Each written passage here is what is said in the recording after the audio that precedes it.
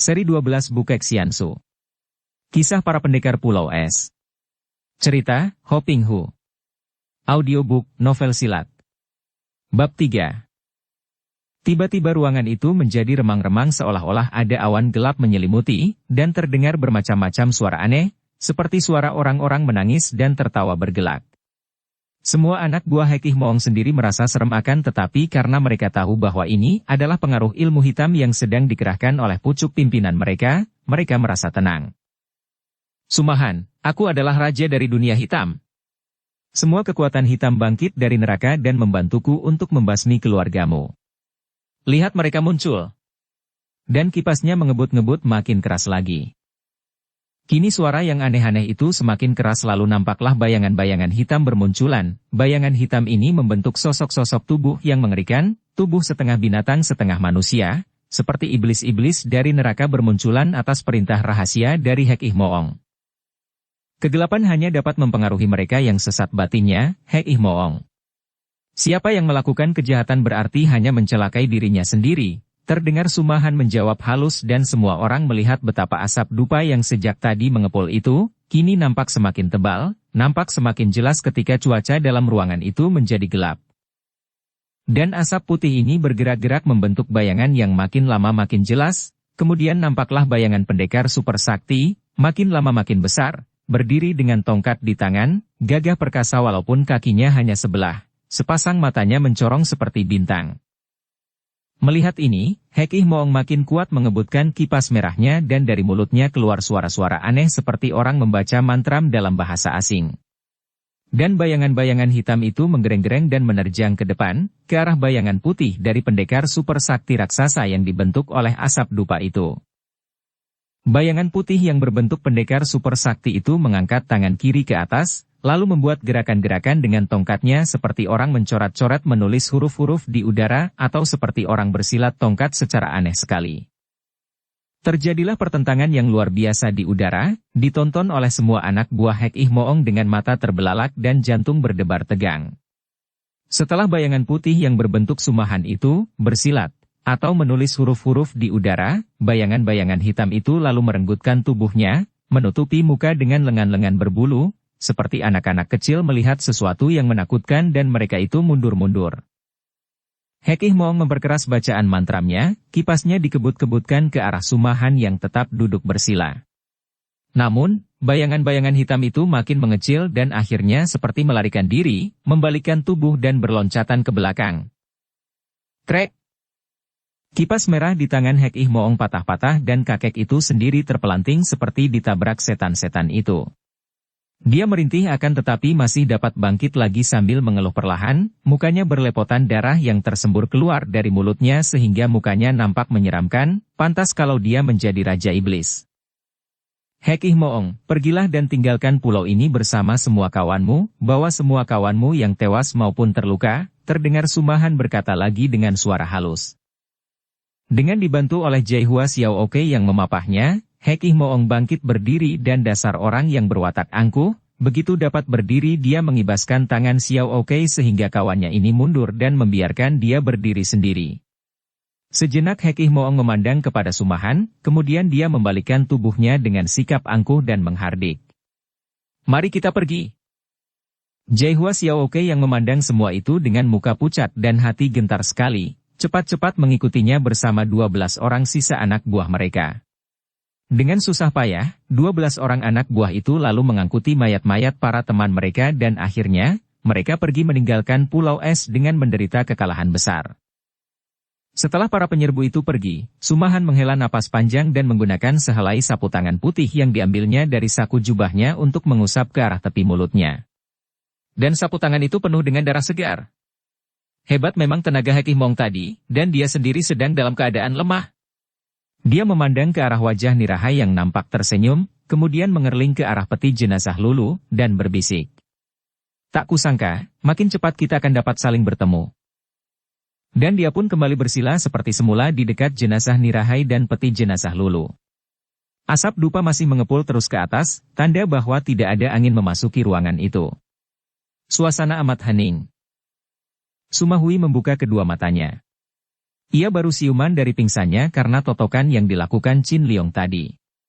Begitu siuman, ia mengeluh lirih dan mengejap-ngejapkan mata. Mula-mula ia merasa heran melihat dirinya rebah di atas lantai dalam ruangan yang remang-remang diterangi cahaya lilin. Kemudian ia menoleh ke kanan kiri dan melihat Chiang Bun dan Cheng Liong duduk bersila di sebelah kirinya, dan melihat Qin Liong bersila di sebelah kanannya.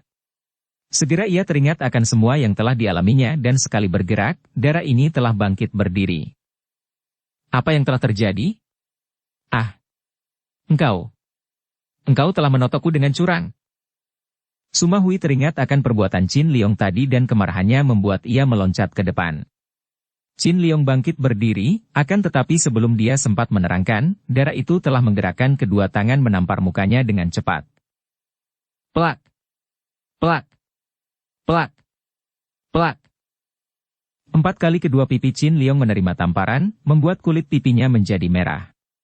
Dia sengaja tidak mau menangkis atau mengelak, maklum betapa marahnya darah itu dan bahwa darah itu telah salah kira.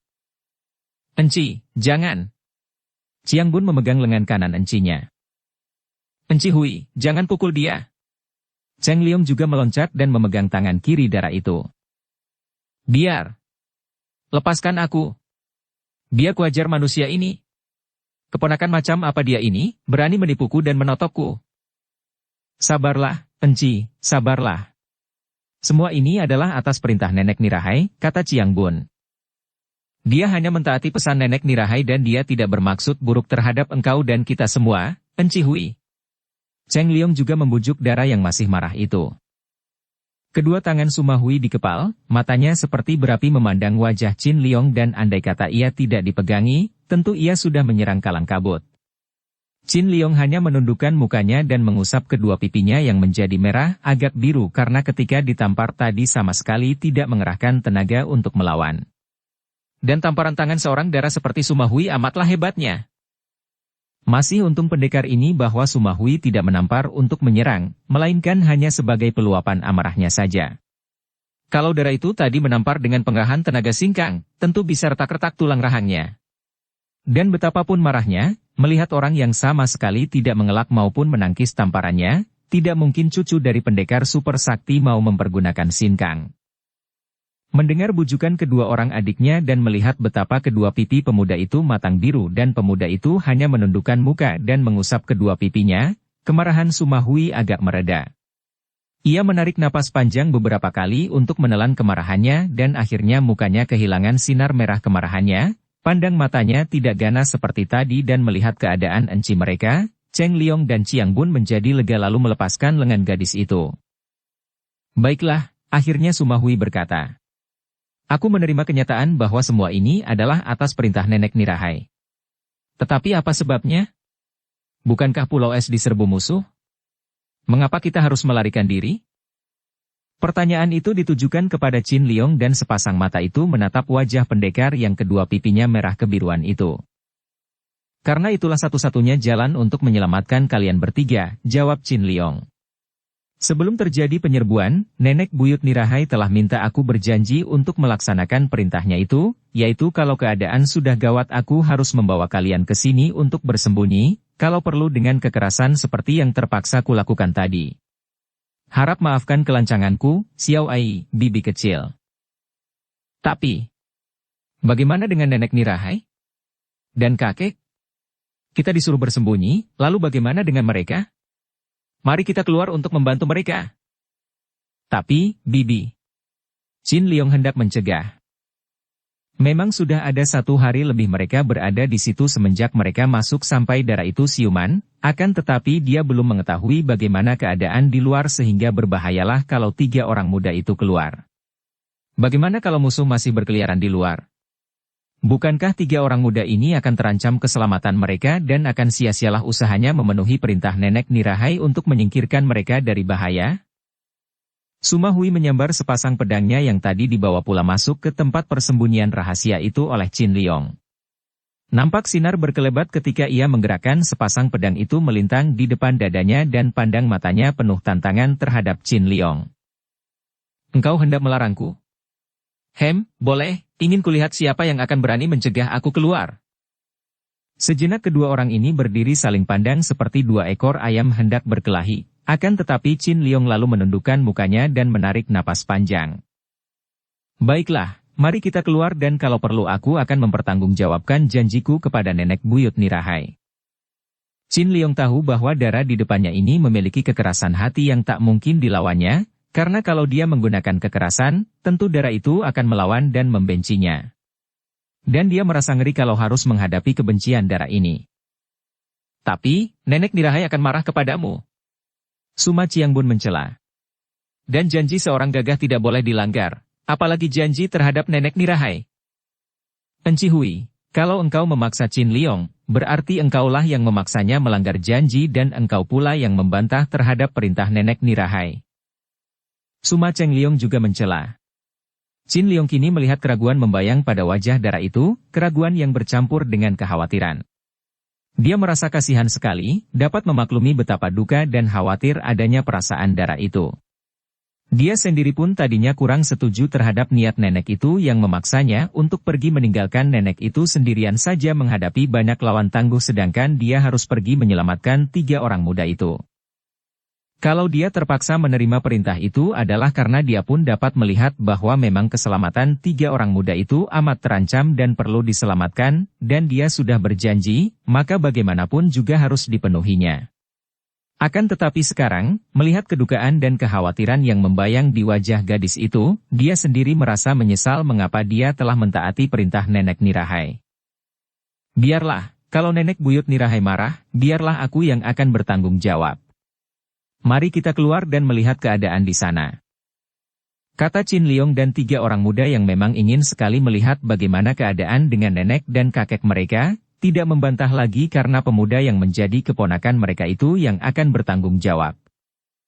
Dengan hati-hati dan berindap-indap, Qin Liong dan 3 orang muda itu keluar dari pintu rahasia dan sebelum mereka berloncatan keluar, lebih dahulu mereka memperhatikan keadaan dengan pendengaran mereka.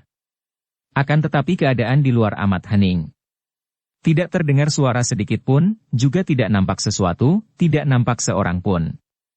Begitu sunyi keadaannya, sunyi menegangkan hati dan dapat menimbulkan dugaan-dugaan yang mengerikan.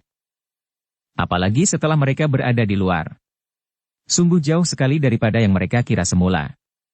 Tidak nampak bayangan seorang pun musuh, juga tidak nampak mayat-mayat mereka, padahal mereka berempat itu maklum betapa banyaknya pihak musuh yang roboh dan tewas. Mari kita cari di dalam. Suma Hui berkata dan suaranya agak gemetar, tanda bahwa dia merasa gelisah sekali. Setelah kini berada di luar, ialah yang menjadi pemimpin. Bagaimanapun juga, Qin Liong hanyalah seorang tamu dan seorang keponakan. Mereka lalu berjalan cepat, bahkan berlari, memasuki istana Pulau Es. Dan di ruangan depan, mereka sudah dikejutkan oleh kenyataan mengerikan, yaitu menggeletaknya 5 orang pelayan istana Pulau Es, yaitu 3 orang pelayan pria dan 2 orang pelayan wanita. Mereka telah tewas semua dengan tubuh penuh luka berat. Suma Hui mengeluarkan seruan tertahan melihat ini dan ia pun cepat lari masuk ke dalam, diikuti oleh 2 orang adiknya dan Qin Liong. Akhirnya mereka tiba di ruangan di mana peti jenazah nenek Lulu berada dan mereka berhenti. Sejenak tertegun melihat kakek Sumahan masih duduk bersila di dekat peti, akan tetapi di sebelahnya nampak rebah terlentang tubuh nenek Nirahai yang sudah tidak bernyawa lagi. Keadaan dalam ruangan itu begitu sunyi, kakek yang duduk bersila itu seperti arca, tidak ada yang bergerak, tidak ada yang bersuara. Satu-satunya yang bergerak hanyalah asap dupa yang mengepul lurus ke atas karena tidak terganggu semilirnya angin. Nenek Nirahai. Tiba-tiba Suma Hui menjerit dan darah ini lari menghampiri, lalu berlutut dan menubruk, memeluki jenazah nenek itu sambil menangis. Melihat encinya menangis sesenggukan seperti itu, Qiangbun juga tidak dapat menahan tangisnya. Hanya Cheng Liong yang tidak menangis, melainkan berlutut di dekat jenazah nenek itu dan memandang dengan matanya yang lebar. Kalau dia berduka, maka kedukaan itu hanya nampak pada kedua alisnya yang berkerut dan kalau dia merasa marah, kemarahan itu hanya nampak pada kedua tangannya yang dikepal keras. Qin Liong hanya menundukkan mukanya, diam-diam dia pun merasa terharu dan menyesal mengapa keluarga Pulau Es yang demikian terkenal sebagai keluarga para pendekar sakti, kini mengalami musibah yang demikian hebat sehingga kedua orang nenek itu, istri dari pendekar super sakti, tewas susul menyusul dalam waktu sehari semalam, terbunuh oleh serbuan musuh yang amat banyak dan kuat. Suma Hui agaknya teringat akan sesuatu dan dengan tangis masih menyesak di dada, ia mengangkat muka memandang kepada kakek yang masih duduk bersila sambil memejamkan kedua matanya itu. Kongkong. Kenapa Kongkong membiarkan semua ini terjadi? Kenapa Kongkong membiarkan orang-orang jahat membunuh Nenek Lulu dan Nenek Nirahai? Di mana kesaktian Kongkong?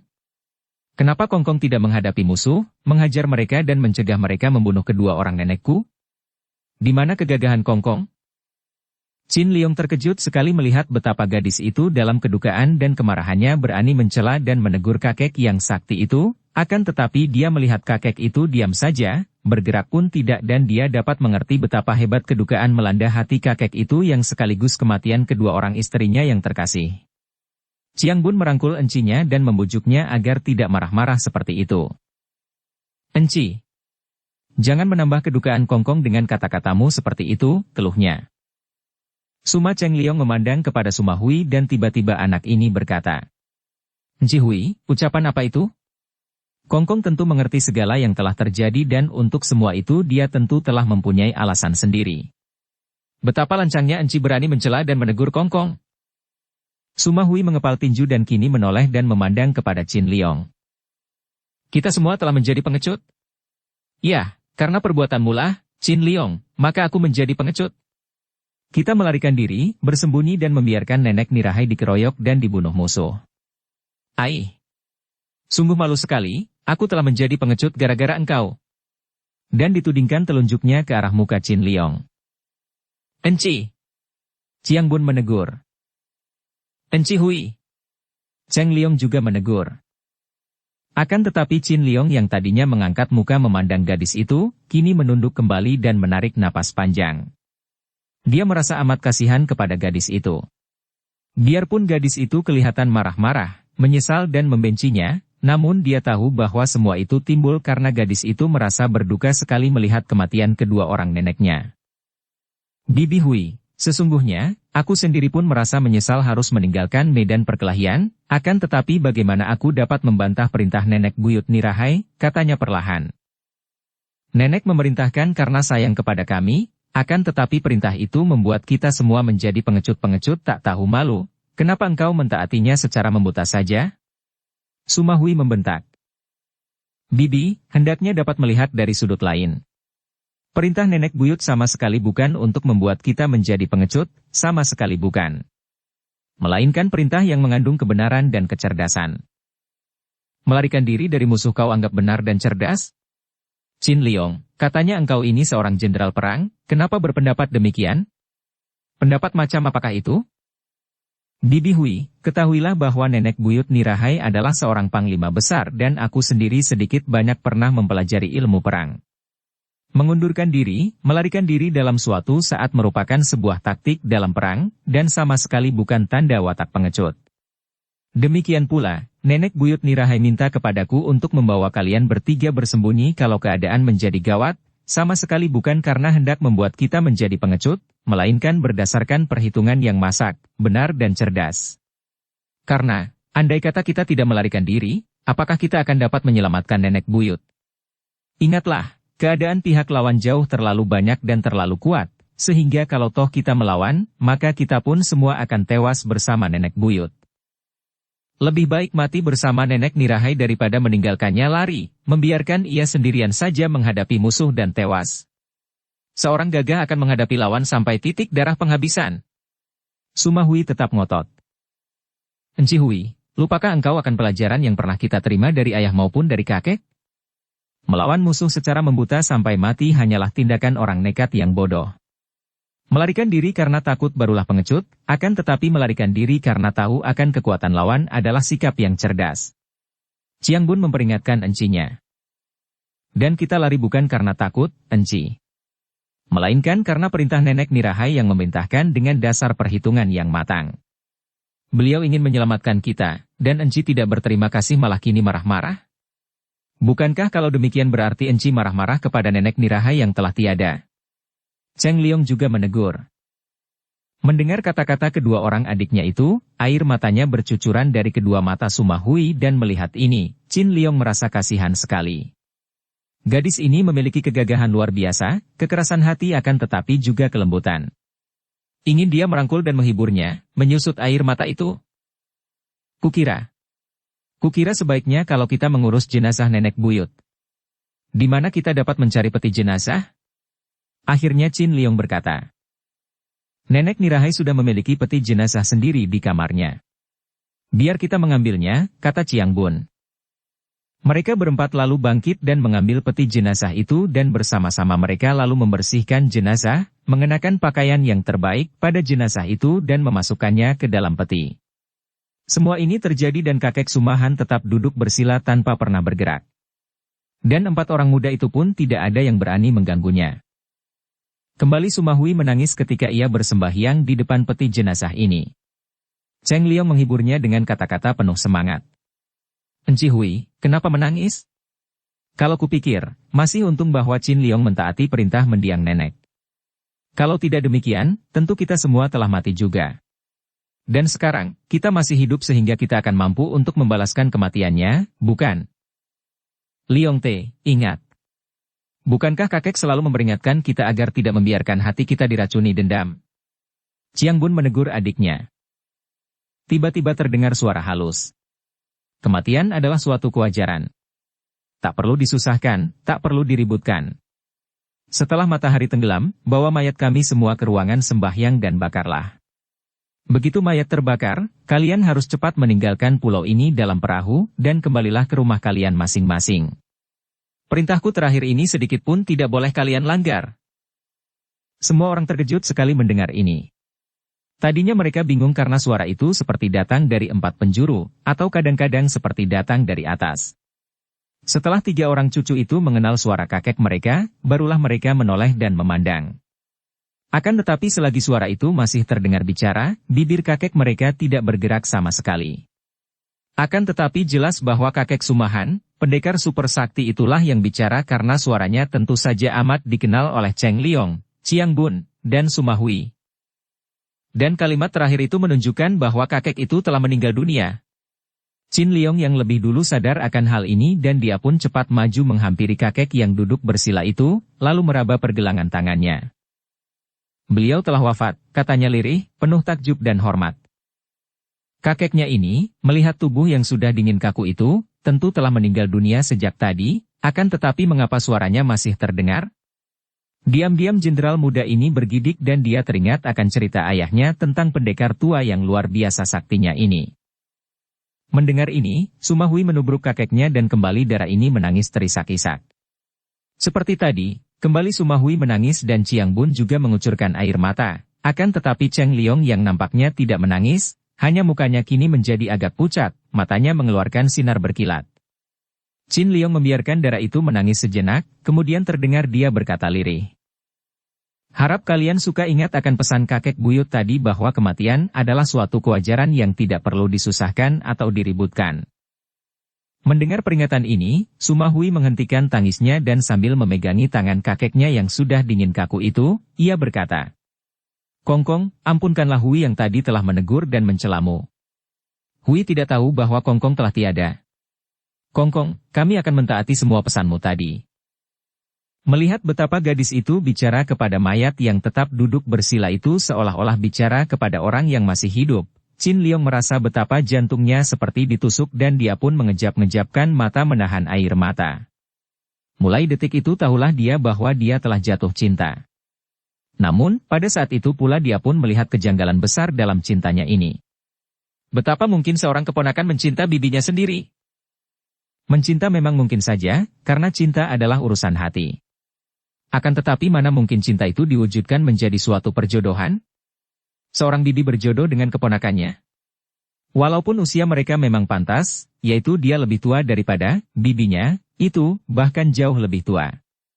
Betapapun juga, batinnya menyangkal adanya semua peraturan ini. Batinnya tidak membohong. Dia jatuh cinta kepada Suma Hui, dan Qin Liong siap sedia menghadapi kegagalannya yang kedua dalam bercinta. Dan hatinya pun terasa perih sekali. Mereka berempat lalu sibuk bekerja. 5 mayat pelayan juga mereka angkut sekalian ke ruangan sembahyang yang cukup luas. Jenazah nenek nirahai mereka masukkan peti, diletakkan di kanan kiri jenazah kakek Sumahan yang masih duduk bersila, mereka dudukan di atas meja rendah bertilam bantal. Memang aneh sekali melihat jenazah yang tetap duduk bersila itu. Kemudian jenazah 5 orang pelayan dibaringkan di atas tumpukan kayu bakar di belakang deretan 3 jenazah keluarga Pulau Es. Sumahui tahu apa yang harus dikerjakan. Ia bahkan tahu pula apa yang dikehendaki oleh kakeknya dalam pesan terakhir itu. Dengan air mata mengalir turun akan tetapi ia sudah dapat menahan diri tidak terisak lagi. Ia berkata kepada 2 orang adiknya, juga kepada Chin Liong. Kongkong menghendaki agar istana Pulau Es lenyap bersama dia dan nenek berdua. Apa maksudmu, Enci Hui? Tanya Chiang Bun heran. Kongkong memerintahkan untuk membakar jenazah di ruangan sembahyang yang terkurung tempat penyimpanan minyak. Ruangan itu akan terbakar dan istana akan terbakar habis pula, kata Sumahui dengan sedih. Akan tetapi hal itu sama sekali tidak boleh terjadi. Cheng Liong berseru kaget. Istana Pulau Es adalah tempat keramat bagi kita, tempat pusaka, mana bisa dibakar habis terbasmi begitu saja? 3 orang keturunan pendekar super sakti ini menjadi bingung, tidak tahu apa yang harus mereka lakukan sehubungan dengan pesan terakhir dari kakek sakti itu, pesan yang sesungguhnya berlawanan dengan suara hati mereka. Tentu saja mereka merasa berat kalau harus membakar musnah istana Pulau Es. Bagaimana dengan pendapatmu, Chin Liong? Biarpun engkau hanya keponakan kami, akan tetapi usiamu jauh lebih tua dan pemikiranmu lebih matang. Akhirnya Sumahui berpaling kepada keponakannya itu dan bertanya. Chin Liong memandang kepada mereka. Diam-diam dia merasa bangga dan kagum melihat 3 orang muda itu. Masih begitu muda akan tetapi sudah jelas membayangkan watak pendekar-pendekar yang hebat. Kong Chou Sumahan adalah seorang pendekar sakti yang tentu telah memikirkan secara mendalam sebelum mengambil suatu keputusan. Oleh karena itu, pesannya yang terakhir tadi, walaupun nampak janggal dan aneh, juga malah merugikan, aku yakin tentu juga mempunyai alasan-alasan yang amat kuat.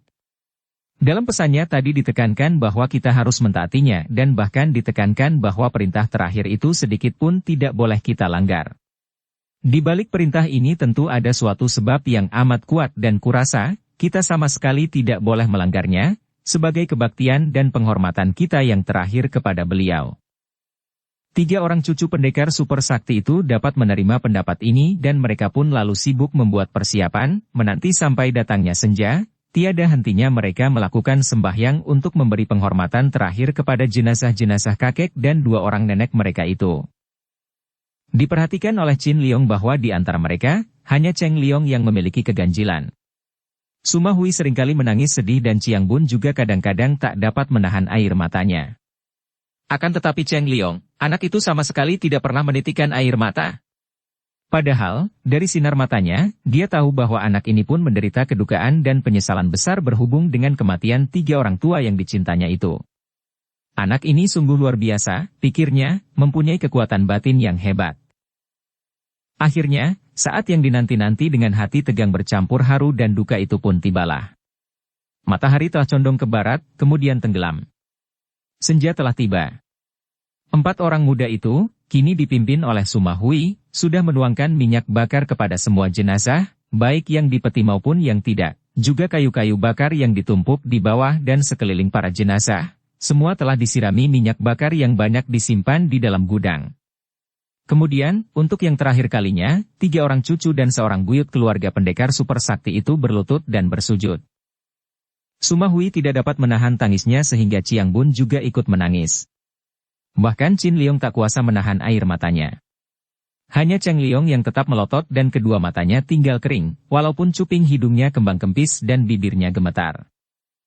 Kongkong, kakekku yang tercinta. Dan kedua orang nenekku yang berbudi. Ampunkanlah kami yang tidak berbakti, yang membiarkan kakek dan nenek tewas di tangan penjahat-penjahat. Dan ampunkanlah kami yang terpaksa melakukan upacara perabuan jenazah kakek dan nenek secara sederhana. Bahkan kami harus meninggalkan Pulau Es. Semua hanya karena ingin memenuhi perintah terakhir kakek. Dengan hati diliputi penuh keharuan, 3 orang cucu itu, dibantu pula oleh Chin Liong, lalu menggunakan obor untuk menyalakan api. Karena ruangan itu telah penuh dengan siraman minyak bakar, maka dalam sekejap mata saja api telah berkobar dan menelan segala yang berada di dalam ruangan. 4 orang muda itu dengan muka pucat masih sempat melihat dari luar ruangan betapa jenazah kakek yang duduk bersila itu diselimuti api berkobar, demikian pula 2 buah peti jenazah dan jenazah 5 orang pelayan.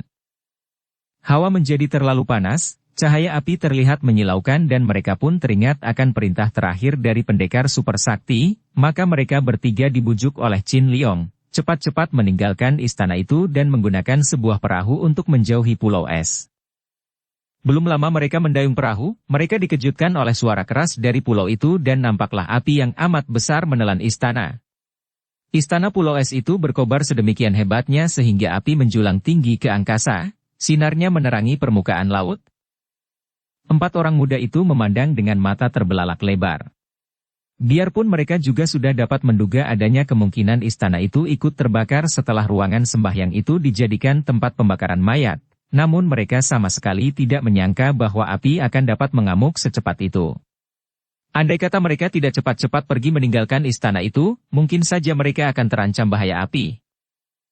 Kiranya dalam pesannya terakhir itu, kakek Sumahan memang sudah tahu akan bahaya ini dan karenanya minta kepada mereka semua untuk cepat-cepat menyingkir meninggalkan pulau, bukan hanya meninggalkan istana. Dan sebab dari perintah ini pun segera mereka ketahui ketika api itu makin lama semakin hebat saja nyalanya, bukan hanya terbatas pada istana itu yang berada di tengah pulau, melainkan menjalar ke seluruh permukaan pulau. Pulau es itu terbakar seluruhnya. Dan bukan terbakar biasa saja. Api menyembur-nyembur ke atas seolah-olah api itu menyambar sumber minyak yang meluncur ke atas. Pemandangan yang menakjubkan itu membuat 4 orang muda yang berada di atas perahu melongo.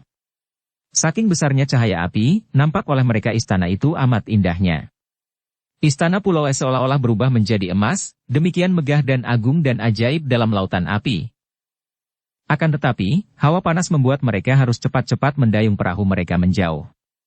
Dari jarak yang amat jauh, mereka masih dapat menyaksikan pemandangan yang menakjubkan itu, api yang menggunung. Sampai semalam suntuk api itu bernyala, akan tetapi setelah lewat tengah malam, cahaya api mulai mengecil dan istana itu mulai runtuh. Sampai kemudian, menjelang matahari terbit, api itu padam sama sekali dan setelah matahari naik tinggi, 4 orang itu terheran-heran karena tidak melihat lagi adanya pulau es. Tenggelamkah pulau itu? Ataukah permukaannya runtuh dan sisanya terendam air lautan? Apapun juga yang terjadi, ternyata pulau es telah lenyap dari permukaan air. Pulau es telah lenyap, teriak Cheng Liong sambil mengepal tinju. Sungguh lenyap sama sekali. Tenggelamkah pulau kita itu? Xiang Bun juga berteriak. Suma Hui menangis dan terguling roboh, pingsan dalam pelukan Qin Liong yang dengan sigap menerima tubuh gadis itu ketika terguling. Dia lalu merebahkan darah itu di dalam bilik perahu, menenangkan hati Xiang Bun dan Cheng Liong. Tidak apa, Bibi Hui hanya terlalu banyak membiarkan hatinya dihimpit duka. Kalau nanti siuman dan menangis, kalian biarkanlah saja. Dengan beberapa kali mengurut jalan darahnya, akhirnya Qin Liong berhasil membuat darah itu siuman kembali. Dan benar saja, seperti yang diduganya tadi, begitu sadar Suma Hui lalu menangis, terseduh-seduh. 2 orang adiknya hanya dapat memandang dengan muka pucat. Mereka sendiri pun dapat merasakan betapa musibah telah menimpa keluarga Pulau Es secara bertubi-tubi dan berturut-turut. Bagaikan dalam mimpi saja semua itu. Dalam waktu 2 hari saja, kakek dan 2 orang nenek mereka, yang mereka pandang sebagai orang-orang yang paling sakti di dunia ini, telah tewas dan bahkan istana di Pulau Es yang mereka pandang sebagai tempat keramat, pusaka keluarga nenek moyang mereka, terbakar habis dan pulau itu pun lenyap bersama-sama. Hanya dalam waktu 2 hari. Hampir sukar untuk mereka percaya. Baru 2 hari yang lalu mereka masih berlatih silat di pulau itu. Setelah pulau yang terbakar itu padam, suasana menjadi begitu sunyi, yang terdengar hanya tangis Suma Hui yang lenyap di telan kesunyian malam. Air laut pun begitu tenang sehingga perahu mereka itu sama sekali tidak bergerak, seolah-olah lautan pun berkabung atas kematian pendekar super sakti dan 2 orang istrinya yang sakti, dan atas musnahnya pulau es berikut istananya. Malam yang amat sunyi, sesunyi hati 4 orang di dalam perahu itu. Qin Liong mengeluh di dalam hatinya. Dia merasa amat berduka melihat kebinasaan pulau berikut keluarga pulau es yang amat dihormati dan dikaguminya itu. Akan tetapi, pemuda yang sudah cukup dewasa ini tidak mau memperlihatkan kedukaannya, bahkan dia selalu menghibur 3 orang yang jauh lebih muda darinya itu. Dalam peristiwa ini, Qin Liang kembali mendapatkan kenyataan bahwa tiada yang kekal di dalam kehidupan ini. Pada suatu saat, setiap orang manusia akan kehilangan segala-galanya, pasti akan tewas. Semua kepandaian, kegagahan, nama besar, kemuliaan, harta benda, kedudukan, semua yang disayangnya, semua itu akan lenyap bersama dengan lenyapnya nyawa dari badan. Karena itu, semua bentuk pengikatan batin merupakan sumber segala duka dan rasa takut. Pengikatan batin membuat kita takut kalau kehilangan, membuat kita takut menghadapi kenyataan karena hal itu berarti akan membuat kita terpisah dari semua yang mengikat batin kita, dan mendatangkan duka kalau kita kehilangan mereka itu selagi kita masih hidup. Qin Liang menghela napas panjang ketika kelihatan jelas olehnya betapa dia pun akan kehilangan semua yang dikasihinya. Ayah bundanya, orang-orang yang dikasihinya, bahkan dirinya sendiri, semua itu pada saatnya akan tiada. Akan tetapi, kenyataan yang dilihatnya ini membuat hatinya terasa lapang. Kenapa mesti berduka selagi hidup kalau akhirnya semua ini pun akan lenyap? Kenapa mesti menyusahkan sesuatu setelah mengetahui benar bahwa segala sesuatu di dunia ini tidak kekal adanya? Kesenangan dan kesusahan itu hanya seperti angin lalu saja, datang silih berganti dan menjadi permainan daripada pikiran kita sendiri. Pikiran sendiri yang menciptakan, aku, sumber daripada segala konflik penyebab kesengsaraan, aku yang selalu mengejar senang sehingga dalam pengejaran ini banyak melakukan hal-hal yang jahat terhadap diri sendiri dan terutama terhadap orang lain. Dan kesemuanya itu pun akan ditelan waktu yang diikuti oleh maut. Kedukaan mempengaruhi mata sehingga orang tidak lagi dapat menikmati keindahan. Akan tetapi, setelah dia membuka mata dan melihat kenyataan tentang kematian sebagai suatu bagian yang tak terpisahkan dari hidup, dia pun sudah dapat terbebas daripada kedukaan berhubung dengan kematian kakek dan nenek-nenek buyutnya dan lenyapnya pulau es. Maka, dialah seorang di antara mereka berempat yang dapat menikmati keindahan di pagi hari itu. Matahari tersembul dari permukaan laut di timur, menciptakan jalur keemasan di atas air yang tenang dan berwarna biru gelap. Kadang-kadang nampak badan ikan tersembul, putih berkilauan, hanya sekelebatan saja karena binatang itu segera menyelam kembali dan membuat lingkaran yang makin melebar di permukaan air. Kadang-kadang ada ikan meloncat keluar dari permukaan air, menimbulkan suara air memecah ketika ikan itu terjun lagi dan berenang secepatnya menghindarkan diri dari pengejaran ikan yang lebih besar. Langit amat cerah. Hanya ada beberapa gumpal awan putih tipis terbang lalu, bersimpang jalan dengan terbangnya burung-burung camar.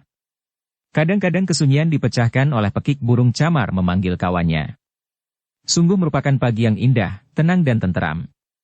Seolah-olah tidak akan pernah terjadi hal-hal yang buruk, seolah-olah keindahan itu takkan berubah lagi. Akan tetapi kenyataannya tidaklah demikian. Segala ketenangan itu sewaktu-waktu akan berubah. Matahari dapat saja kehilangan cahayanya karena tertutup awan gelap. Matahari akhirnya akan lenyap di balik barat dan terangnya siang akan terganti gelapnya malam. Air laut yang tenang penuh damai itu dapat saja sewaktu-waktu menjadi air laut yang ganas, mengamuk dan menelan apa saja yang dapat ditelannya, mendatangkan maut yang mengerikan di mana-mana. Segala sesuatu tidak kekal di dunia ini. Yang kekal hanyalah kenyataan. Dan kenyataan ialah apa adanya, tanpa sifat baik buruk. Hanya hidup di dalam kenyataan apa adanya ini saja yang tak terjangkau oleh baik atau buruk, suka atau duka, untung atau rugi. Baik atau buruk hanyalah penilaian, dan penilaian hanya merupakan kecerewetan si aku yang menilai-nilai berdasarkan untung rugi bagi si aku sendiri. Marilah kita segera tinggalkan tempat ini. Akhirnya ucapan Qin Liang memecah kesunyian dan seperti menyeret 3 orang muda itu kembali ke alam nyata setelah semalam mereka bertiga membiarkan diri terbuai dalam alam kenangan yang mendatangkan duka. Tidak ada gunanya lagi bagi kita untuk berlama-lama berada di sini. Semua peristiwa ini harus dilaporkan kepada orang-orang tua kalian. Suma Hui memandang kepada pemuda itu dan mengangguk. Mari kita berangkat. Mereka berempat lalu mendayung perahu dan layar pun mereka pasang. Angin pagi mulai berhembus dan melajulah perahu mereka, menuju ke barat daya. 4 orang itu merasa lelah sekali karena semalam tidak tidur sehabis mereka pada siang harinya bertempur mati-matian. Melihat keadaan ini, Qin Liong yang lebih teliti itu tahu bahwa hal ini tidak boleh dibiarkan saja karena mereka masih harus menempuh perjalanan yang tidak mudah untuk mencapai daratan besar. Kita semua lelah dan perjalanan masih jauh. Sebaiknya kalau kita bergilir, yang dua orang mengasuh dan yang dua lagi mengemudikan perahu. Dengan cara bergilir, kita dapat memulihkan kekuatan dan dapat menempuh pelayaran ini dalam keadaan sehat. Biarlah aku yang berjaga dan mengemudikan perahu lebih dulu. Aku juga, kata Sumahui dengan suara tegas sehingga kedua orang adiknya tidak berani membantah. Kalau begitu sebaiknya kalau kedua paman pergi tidur dan istirahat. Nanti setelah pulih kekuatan, menggantikan kami berdua, kata Qin Liong dan dua orang pemuda itu pun mengangguk lalu memasuki bilik perahu di mana mereka merebahkan diri dan sebentar saja mereka tertidur pulas. Kedukaan mempengaruhi badan yang menjadi lelah dan lemas dan tidur merupakan obat paling mujarab bagi kedukaan dan kelelahan lahir batin. Qin Liong mengemudikan perahu, dibantu oleh Sumahui. Perahu meluncur laju dan angin menghembus layar sampai penuh. Karena permukaan lautan masih tenang, mereka dapat mengemudikan perahu dengan seenaknya sambil duduk. Beberapa kali Sumahui mengangkat muka memandang kepada wajah Qin Liong. Hal ini terasa dan diketahui oleh pemuda itu, namun dia tidak berani balas memandang. Entah bagaimana, walaupun bibinya jauh lebih muda daripadanya, namun dia selalu merasa canggung dan malu terhadap bibinya ini. Melihat betapa bekas tamparannya yang kemarin masih nampak pada kedua pipi Qin Liong, dan mengingat betapa pemuda ini telah melakukan segala-galanya untuknya dan untuk kedua orang adiknya, bahkan telah membela keluarga Pulau Es ketika menghadapi musuh-musuh berbahaya, hati Sumahui terasa amat tidak enak.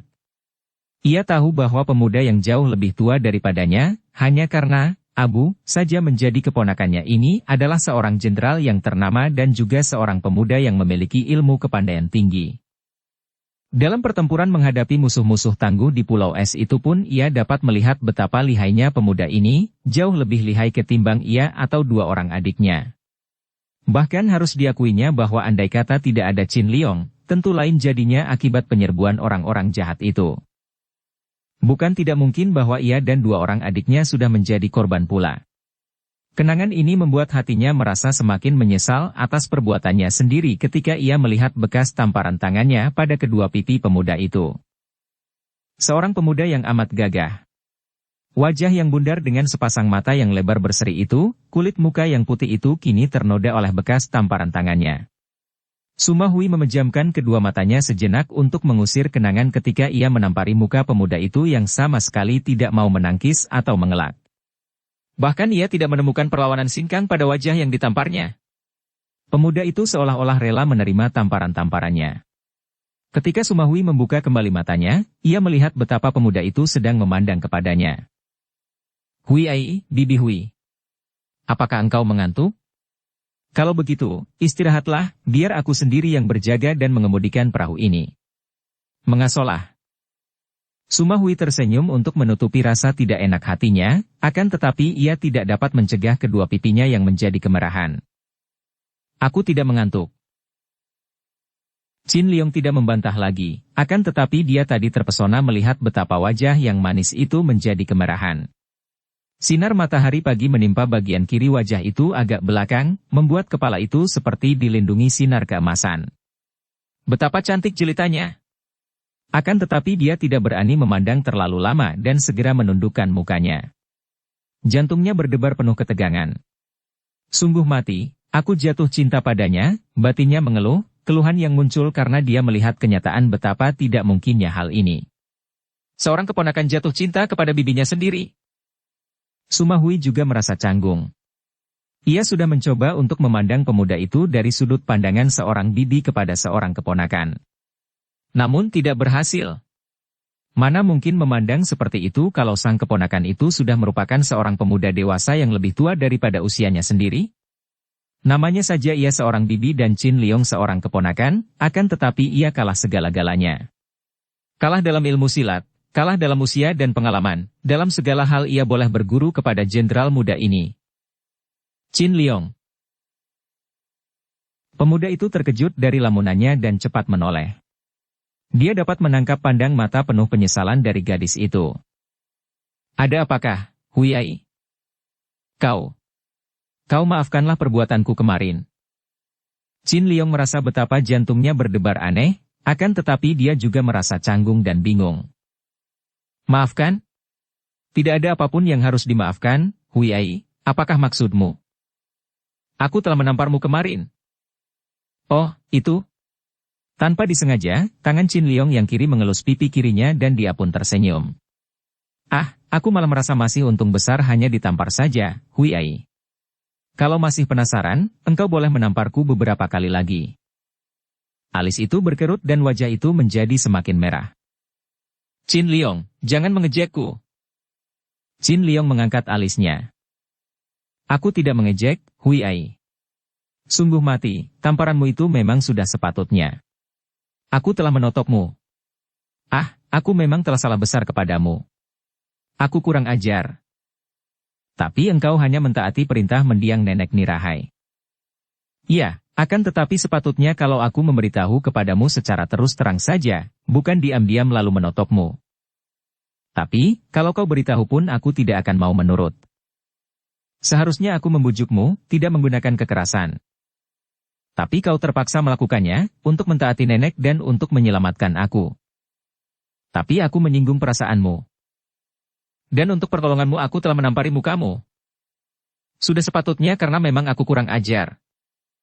Keduanya berhenti bicara dan saling pandang. Keduanya mengerti betapa lucunya keadaan mereka tadi. Lucu dan aneh karena Qin Liong telah berusaha mati-matian untuk menyalahkan diri sendiri sedangkan Suma Hui sebaliknya berusaha mati-matian untuk membela Qin Liong.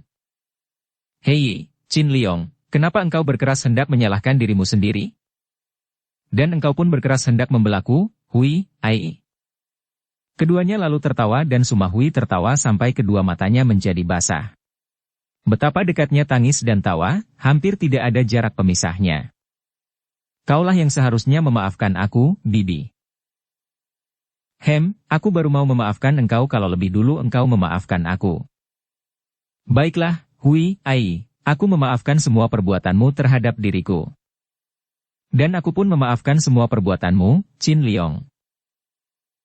Keduanya diam dan hanya saling pandang, kini sambil tersenyum dan entah bagaimana, Qin Liong merasa betapa kegembiraan yang amat besar menyelinap di dalam hatinya, seolah-olah senyum dan pandang mata gadis itu mengandung getaran dan sinar yang menyusup dalam ruang dadanya, menyentuh mesra di sanubarinya. Dia tidak tahu betapa gadis itu pun merasa berbahagia sekali saat itu, seolah-olah dalam sekejap mata telah melupakan kedukaannya berhubung dengan peristiwa yang menimpa kakek dan kedua orang neneknya di Pulau Es. Untung bahwa perahu itu, satu-satunya benda yang masih mereka miliki dari semua benda yang berada di Pulau Es, dilengkapi dengan air tawar yang cukup banyak, tersimpan dalam guci-guci besar. Mereka tidak takut kehausan, dan untuk mengisi perut yang lapar, Suma Hui lalu mengail ikan. Mudah saja mengail ikan di lautan, karena di kanan kiri perahu nampak ikan-ikan berseliweran dan apapun yang nampak di permukaan air mereka lahap dan sambar saja. Ada mata kail di perahu itu dan untuk umpannya, mula-mula Suma Hui menggunakan sepotong kain, dan setelah berhasil menangkap seekor ikan, dia menggunakan potongan-potongan ikan itu untuk menangkap ikan-ikan yang lebih besar. Sebentar saja, Chiang Bun dan Cheng Liong sudah terbangun dari tidur karena mencium bau ikan dibakar. Bau panggang ikan.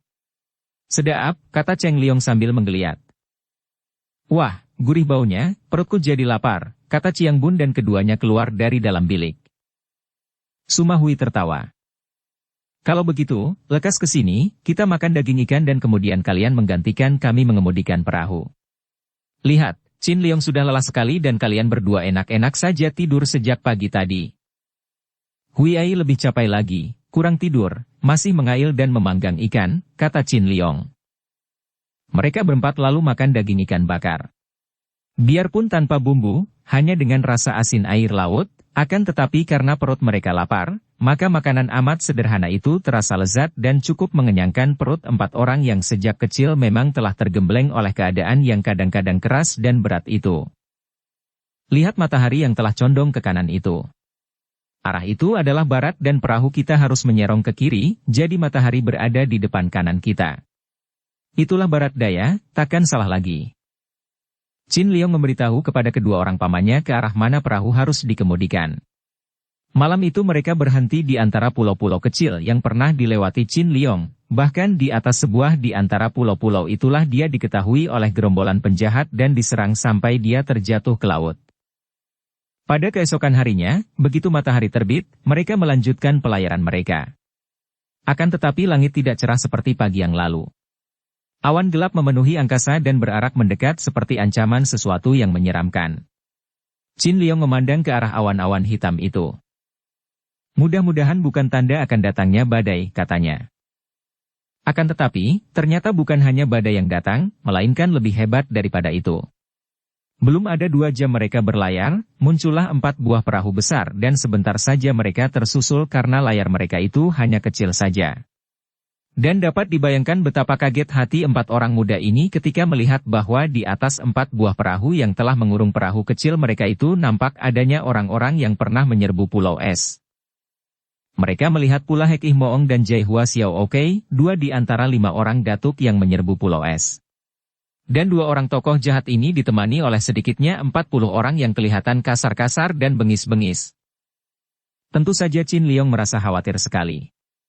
Akan tetapi, semangatnya bangkit dan hatinya penuh kagum ketika dia melihat sikap 3 orang cucu pendekar super sakti itu. Aku akan mengadu nyawa dengan iblis-iblis itu. Cheng Liong mengeluarkan teriakan sambil mengepal 2 buah tinjunya yang kecil. Sepasang matanya mencorong dan berapi-api, seperti seekor naga kecil yang siap untuk mengamuk, kelihatan gagah sekali ketika dia menyingsingkan kedua lengan bajunya. Kita lawan sampai titik darah terakhir. Chiang Bun juga membentak marah dan sekali tangan kanannya bergerak, dia sudah mencabut pedang yang dibawanya dari Pulau Es ketika mereka meninggalkan tempat itu. Bagus. Ada kesempatan sekarang untuk menebus kematian kakek dan kedua orang nenek kita yang tercinta. Suma Hui juga berkata dan nampak 2 sinar berkilat ketika ia mencabut siang kiamnya. Wajah 3 orang muda ini sedikit pun tidak membayangkan rasa takut, walaupun Qin Liong maklum bahwa keadaan mereka sungguh berbahaya dan sulitlah untuk dapat menghindarkan diri dari malapetaka yang mengancam. Maka dia pun tersenyum dan mendekati Suma Hui. Hui Ai, aku akan membelamu sampai mati. Bagiku, mati bersamamu merupakan suatu kebahagiaan besar. Kalimat terakhir ini lirih dan hanya terdengar oleh Suma Hui saja. Gadis itu menoleh dan memandang wajah Qin Liong dengan mata terbelalak seperti heran. Sejenak 2 pasang mata bertemu, saling selidik, kemudian bertaut dalam suatu pengertian yang tidak membutuhkan penjelasan dengan kata-kata lagi. Suma Hui tersenyum mengangguk. Bagiku juga, Qin Liong, bisiknya. Pada saat itu, terdengar suara menggelegar di angkasa dan ternyata awan tebal telah berkumpul di atas kepala mereka. Sinar matahari terhalang dan tiba-tiba saja angin bertiup kencang dan air mulai bergelombang. Suara angin sungguh mengerikan, apalagi diseling oleh kilatan petir yang menyambar-nyambar. Sungguh perubahan yang amat tiba-tiba sehingga 4 buah perahu besar itu pun terlanda badai dan nampak betapa anak buah mereka pun kebingungan dan sibuk menurunkan layar. Ah, badai datang. Qin Liong memperingatkan 3 orang muda itu dan diam-diam dia mengharapkan bahwa munculnya badai ini akan mengurungkan niat jahat para penjahat di atas 4 buah perahu itu. Akan tetapi, kiranya tidaklah demikian. Perahu mereka berguncang keras dan ternyata ada 6 orang penjahat dari perahu terdekat telah berlompatan ke atas perahu mereka. 3 orang cucu pendekar super sakti itu segera bergerak. Cheng Liong menyambut seorang penjahat dengan pukulan 2 tangannya, membuat penjahat itu terjengkang dan terlempar keluar dari perahu. Chiang Bun juga merobohkan seorang lawan dengan sambaran pedangnya, sedangkan sepasang pedang Suma Hui merobohkan 2 orang lain. Sisanya, 2 orang lagi, disambut tendangan dan pukulan Qin Liong, terlempar keluar perahu. Akan tetapi, kini Hek Ih Moong dan Jai Hua Xiao Okey sendiri berlompatan dari perahu terjatuh ke atas perahu yang terdekat. Terdengar Hek Ih Moong mengeluarkan aba-aba di antara deru suara angin dan air laut dan nampak banyak anak buahnya berloncatan ke air. Qin Liong dan 3 orang muda itu siap-siap menyambut lawan. Akan tetapi, tiba-tiba perahu mereka terguncang hebat dan miring, hampir terbalik. Barulah Qin Liong mengerti bahwa penjahat-penjahat itu tadi berloncatan ke air untuk menggulingkan perahu kecil. Cepat, loncat ke perahu lawan, teriaknya dan 3 orang muda itu pun mengerti. Qin Liong sendiri sudah menyambar tubuh Cheng Liong dan dibawanya meloncat ke atas perahu terdekat. Ada angin dahsyat menyambar dan dia tahu bahwa Hek Ih Moong sendiri telah menyambutnya dengan pukulan dahsyat yang amat berbahaya. Karena tubuhnya masih melayang di udara dan dia masih mengempit tubuh Cheng Liong, maka cepat dia melemparkan Cheng Liong ke atas geladak perahu dan barulah dia menangkis dengan lengan kanannya.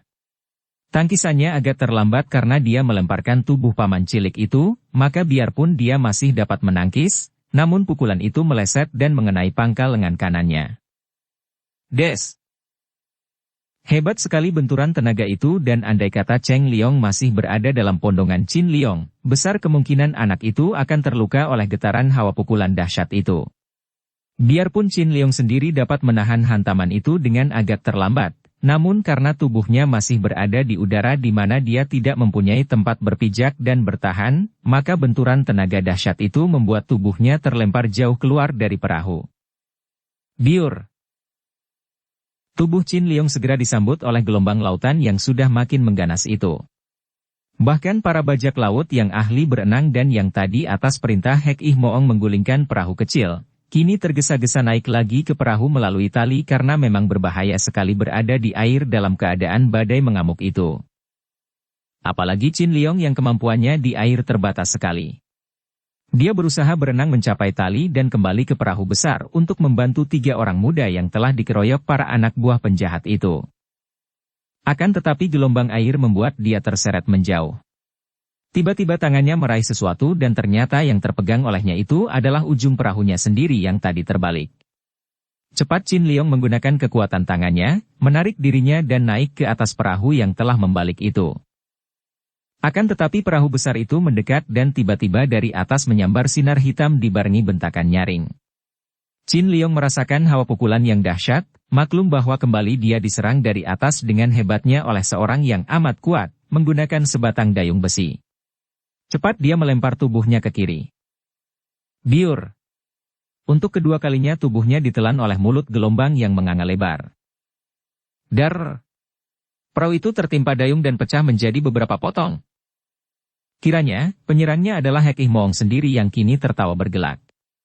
Suara ketawa ini takkan terlupa selamanya oleh Qin Liong yang sudah secara mati-matian berjuang kembali melawan ombak yang menyeretnya. Namun, sekali ini dia tidak kuasa mempertahankan diri dan terpaksa membiarkan ombak menyeretnya semakin jauh dari perahu-perahu besar di mana 3 orang keturunan Pulau Es itu sedang dikeroyok ketat. Ketika melihat bayangan hitam terapung lalu dia meraih dan ternyata itu adalah sepotong kayu, pecahan dari perahunya. Dia hampir kehabisan tenaga dan napas, lalu menarik tubuhnya ke atas papan itu dan tergolek tak sadarkan diri di atas papan yang membawanya terapung-apung semakin jauh. Cheng Liong mengamuk dengan mati-matian. Biarpun usianya baru 10 tahun, namun anak ini memang hebat bukan main. Tidak mengecewakan kalau dia menjadi cucu dalam pendekar super sakti dan putra tunggal pendekar siluman kecil Sumakian Bu, bahkan ibunya pun seorang pendekar wanita yang berkepandaian tinggi, selain ahli ilmu silat juga ahli sihir. Semenjak kecil dia sudah digembleng oleh ayah bundanya, kemudian diasuh dan dibimbing oleh kakek dan kedua orang neneknya di Pulau Es, maka biarpun dia baru berusia 10 tahun, namun sukarlah dicari seorang dewasa yang akan mampu mengalahkannya. Para penjahat itu tadinya tentu saja memandang ringan kepada Cheng Liong. Akan tetapi sikap memandang ringan ini harus ditebus dengan mahal ketika beberapa orang anggota penjahat terkena hantaman anak itu dan terjungkal ke lautan untuk tidak muncul kembali. Dan 4 orang penjahat yang menubruknya juga dapat dibikin terpental jatuh bangun. Barulah para penjahat itu sadar bahwa anak kecil ini bukanlah makanan lunak dan mereka pun tidak segan-segan dan tidak malu-malu lagi untuk mencabut senjata dan mengeroyok Cheng Liong dengan senjata golok atau pedang. Namun, dengan ilmunya Sin Choa Kun, tubuh anak itu seperti telah berubah menjadi ular atau belut saking licinya, melesat ke sana-sini di antara sambaran golok dan pedang, kemudian dengan tendangan-tendangan Soan Hong Kui yang membuat kedua kakinya seperti baling-baling. Dia berhasil membuat para pengeroyoknya kocar-kacir. Betapapun juga, dia hanyalah seorang anak berusia 10 tahun yang tenaganya masih lemah dan para pengeroyoknya adalah penjahat-penjahat yang kejam, maka setelah dikepung oleh banyak orang, mulailah ada senjata yang menyerempet tubuhnya dan pakaiannya mulai koyak-koyak berdarah oleh luka-luka pada tubuhnya. Biarpun demikian, anak ini sama sekali tidak pernah mengeluh, juga semangatnya makin bernyala, amukannya semakin hebat. Cheng Liong dapat melihat dengan ujung matanya bahwa kedua orang kakaknya, yaitu Suma Hui dan juga Chiang Bun, telah terpisah darinya karena pengeroyokan banyak orang membuat mereka itu berloncatan ke atas perahu-perahu lain untuk mencari tempat yang luas dan untuk memecah belah kekuatan para pengeroyok. Sedangkan Qin Liong sudah tidak nampak lagi bayangannya sejak tadi. Kenyataan ini membuat Cheng Liong menjadi semakin nekat. Tadi dia melihat betapa Qin Liong terlempar keluar perahu dan kalau sampai sekarang pemuda itu tidak muncul, itu hanya berarti bahwa Qin Liong tentu telah tenggelam ke laut. Dan kedua orang kakaknya tidak mungkin membantunya karena keadaan mereka tentu tiada bedanya dengan dirinya sendiri, dikeroyok banyak lawan. Maka taulah anak ini bahwa dia harus melawan mati-matian sampai titik darah terakhir. Majulah! Majulah kalian semua! Dia membentak sambil berloncatan ke sana kemari dan membagi-bagi pukulan dan tendangan. Keroyoklah aku! Inilah cucu pendekar super sakti dari Pulau Es. Majulah kalian, berdebah-berdebah busuk. Diam-diam semua pengeroyok merasa kagum bukan main. Anak ini memang luar biasa sekali. Pakaiannya sudah penuh darah, tubuhnya sudah luka-luka akan tetapi gerakannya masih demikian lincah, gesit dan tangkas, semangatnya masih bernyala-nyala dan sedikit pun tidak nampak dia gentar. Karena badai mengamuk semakin ganas, maka para pengeroyok itu pun tidak dapat memusatkan pengeroyokan mereka, bahkan mereka yang berkelahi ini pun nampak lucu, kadang-kadang terguling roboh sendiri karena perahunya oleng. Juga Cheng Liong beberapa kali terguling roboh karena olengnya perahu. 4 buah perahu itu sudah terpisah-pisah tidak karuan sehingga Cheng Liong tidak tahu di mana adanya kedua orang kakaknya. Tahunya hanyalah bahwa dia berada sendirian saja di antara pengeroyokan penjahat-penjahat di atas perahu itu. Anehnya, secara tiba-tiba saja lautan menjadi tenang kembali dan cuaca tidak begitu gelap lagi, hujan pun hanya rintik-rintik saja. Kini Cheng Liong dikepung ketat lagi dan ketika anak ini meloncat ke kiri untuk mengelak dari sambaran golok, kakinya menginjak papan yang licin. Dia terpeleset dan kakinya terlibat tali layar. Tiba-tiba ada yang menarik tali itu dan tanpa dapat dicegah lagi tubuh anak itu tergantung ke atas, dengan kedua kaki terbelit tali dan kepalanya di bawah. Dia meronta-ronta dan memaki-maki, ditertawakan oleh para anak buah penjahat. Anak berdebah ini telah membunuh banyak kawan kita. Bunuh saja dia. Kita siksa dia. Enak benar dibunuh begitu saja. Pakai dia sebagai umpan memancing ikan besar. Cambuki dia sampai hancur daging-dagingnya. Cheng Liong tak dapat meronta-ronta lagi.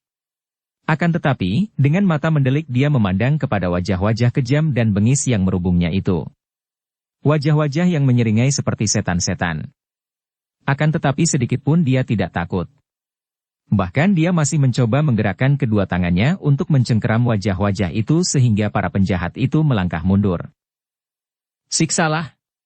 Cincanglah. Bunuhlah. Siapa takut mampus? Aku cucu pendekar super sakti Pulau Es tidak takut mati, tidak macam kalian ini iblis-iblis pengecut tak tahu malu. Cheng Liong membentak dan memaki-maki. Memang anak ini luar biasa sekali. Agaknya di dalam dirinya tidak terdapat rasa takut atau kelemahan sedikit pun juga. Ketika kakeknya dan kedua orang neneknya meninggal, dalam keadaan berduka dia sama sekali tidak memperlihatkan kedukaannya, sama sekali tidak menangis. Dan kini, dalam cengkeraman maut yang mengerikan, ancaman siksaan yang menyeramkan, sedikit pun dia tidak kelihatan takut. Wah, dia malah memaki-maki kita. Perlu apa dibiarkan hidup lagi? Bentak seorang yang tadi pernah merasakan lezatnya tendangan kaki anak ini, yang membuat perutnya mulas dan sampai sekarang masih terasa nyerinya. Dia sudah menerjang dan membacokkan goloknya ke arah leher Cheng Liong. Anak ini tak dapat mengelak, akan tetapi dia tidak berkedip, memandang datangnya golok yang akan memenggal lehernya, sedikit pun tidak kelihatan takut. Plak! Golok ini terpental dan orang yang membacokkan golok itu terjungkal. Lancang! Siapa suruh membunuhnya? Hekih Moong membentak marah dan sekali lagi dia menggerakkan tubuh, tahu-tahu kakinya menendang dan orang yang tadinya hendak membunuh Cheng Liong, kini mengeluarkan jeritan mengerikan ketika tubuhnya terlempar keluar dari perahu dan jatuh ke dalam laut, terus tenggelam karena tendangan tadi sudah membunuhnya. Memang demikianlah kehidupan di antara kaum sesat itu. Keras dan kejam, setiap kesalahan betapapun kecilnya tentu akan dihukum secara keji. Hal ini membuat semua anak buah takut dan taat kepada pimpinannya. Akan tetapi, sikap Hek Ih Moong yang menyelamatkan bocah tawanan itu membuat semua anak buahnya terheran-heran dan bingung. Biasanya, perbuatan kejam para anak buah terhadap musuh bahkan dianjurkan oleh pemimpin ini. Kenapa sekarang orang yang hendak membunuh bocah yang menjadi musuh ini malah dibunuh oleh Hek Ih Moong? Mereka semua memandang dengan sinar mata mengandung penuh rasa penasaran. Hal ini diketahui oleh Hek Ih Moong. Dia menjambak rambut kepala Cheng Liong, memaksa muka anak itu menghadapinya dan dia menyeringai. Siapapun di dunia ini tidak boleh merampas anak ini dari tanganku. Aku sendiri yang akan menyiksanya sampai mampus. Mendengar ucapan ini, mengertilah para anak buah penjahat itu dan mereka pun tersenyum menyeringai dengan hati lega. Pantas saja teman mereka tadi dibunuh, kiranya teman itu hampir saja mengecewakan hati Hek Ih Moong, merampas calon korbannya. Cheng Liong sendiri tertegun ketika melihat kenyataan bahwa nyawanya yang sudah nyaris melayang di bawah bacokan golok tadi kini telah diselamatkan oleh Hek Ih Moong, musuh besarnya. Sejenak dia menjadi bingung. Dia menganggap kakek raksasa ini sebagai musuh nomor satu karena selain kakek ini merupakan orang yang paling sakti dalam rombongan musuh yang menyerbu Pulau Es, juga kakek ini jelas merupakan pemimpin mereka yang paling berkuasa. Akan tetapi, kini musuh nomor satu ini telah menyelamatkan nyawanya. Semenjak kecil, orang tua dan juga para nenek dan kakek di Pulau Es telah menekankan dalam batinnya bahwa seorang pendekar haruslah mengenal dan pandai membalas budi, memegang teguh janji, dan tidak mendendam. Mana mungkin kini dia akan memusuhi, apalagi mendendam, kepada seorang yang telah menyelamatkan nyawanya dari ancaman maut? Dia telah berhutang nyawa kepada Hek Ih Moong. Kenyataan ini membuat anak itu tidak banyak mengeluarkan suara lagi dan dia hanya bergantung lemas pada kedua kakinya yang terlibat tali, bahkan dia lalu memejamkan kedua matanya. Tubuhnya letih dan terasa nyeri semua, perih-perih semua luka di tubuhnya, kepalanya pening dan akhirnya anak itu pun terkulai pingsan. Setelah siuman kembali, Cheng Liong mendapatkan dirinya berada di sebuah bilik kecil dan kosong, seperti kerangkeng anjing. Dia rebah begitu saja di atas lantai. Ketika dia bangkit duduk, hampir dia mengeluh karena terasa tubuhnya nyeri semua. Akan tetapi, ternyata ada orang yang telah mengobati luka-lukanya dengan semacam obat yang berwarna merah. Obat inilah agaknya yang membuat luka-lukanya terasa perih, akan tetapi luka-luka itu pun mengering. Pakaiannya masih compang-camping, bekas bacokan-bacokan ketika dia dikeroyok tadi. Tadi? Atau kemarin? Dia tidak tahu lagi. Dia tidak tahu bahwa sudah semalam dia menggeletak pingsan atau tidur di lantai bilik perahu ini. Dari guncangan dan ayunan yang dirasakannya, dia pun tahu bahwa dia masih berada di dalam perahu dan dia pun teringat bahwa dia telah menjadi tawanan Hek Ih Moong. Dia melihat hidangan dan air minum tak jauh dari kakinya. Seketika dia merasa betapa tubuhnya lemas, perutnya lapar dan mulutnya haus. Tidak peduli apa makanan itu dan dari siapa, yang penting adalah menjaga kesehatannya, pikirnya. Setelah kesehatannya pulih, baru dia akan melihat perkembangan untuk menentukan tindakan. Cheng Liong lalu menyambar tempat air dan minum. Segar sekali rasanya, walaupun hanya air tawar dingin saja. Lalu dia pun mulai makan, tidak lahap dan tidak terlalu banyak, hanya sekedar mengisi perutnya yang kosong. Setelah selesai makan, dia pun memeriksa daun pintu dan jendela bilik itu yang ternyata amat kuat, tertutup jeruji-jeruji besi. Agaknya bilik ini memang dibuat khusus untuk tempat tawanan. Dan dia pun melihat 4 orang penjaga duduk di luar bilik. Ketika mereka bercakap-cakap, dia lalu mendekati pintu dan mendengarkan. Kita ini anak buah Jaihua Xiao Oke, sekarang malah mengabdi kepada Hek Ih Moong, terdengar seorang di antara mereka mengomel. Perlu apa mengomel? Kita malah untung besar. Lihat saja teman-teman banyak yang tewas sejak kita menyerbu Pulau Es. Dan Jaihua Xiao Oke setelah berhasil menangkap gadis itu lalu memisahkan diri dan pergi meninggalkan kita semua. Gadis Pulau Es itu memang cantik manis, hehe. Dan kita tahu tidak ada kesukaan lain melebihi memetik bunga-bunga muda bagi pemimpin kita itu. Yang 2 orang lagi tentu mati ditelan air laut dalam badai itu. Sayangnya, Jaihua Xiao Oke meninggalkan kita yang menjadi anak buahnya begitu saja. Lalu bagaimana dengan kita yang tanpa pimpinan ini? Kenapa ribut-ribut? Menjadi anak buah Hek Ih Moong lebih enak. Dia lebih berpengaruh, lebih sakti, dan juga lebih kaya dan royal daripada Xiao Oke. Mendengarkan percakapan itu, Cheng Liong mengerutkan alisnya. Sungguh merupakan berita yang amat buruk. Agaknya encinya Sumahui telah tertawan oleh Jaihua Xiao Oke. Biarpun dia masih kecil, namun sebagai putra pendekar sakti, dia dapat menduga apa artinya Jaihua, pemetik bunga, lebih-lebih Xiao Oke, si jahat kecil, itu. Tentu encinya itu terancam bahaya yang mengerikan pula. Akan tetapi, dia tidak begitu mengkhawatirkan Sumahui karena bagaimanapun juga, percakapan anak buah penjahat tadi menyatakan bahwa Dara itu masih hidup. Dan selama masih hidup, ada saja harapan untuk meloloskan diri.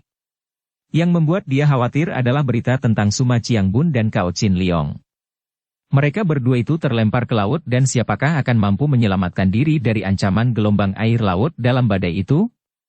Betapapun lihainya kakaknya, Qiangbun atau keponakannya, Qin Liong, mereka berdua itu takkan mampu berbuat banyak terhadap amukan air laut dalam badai.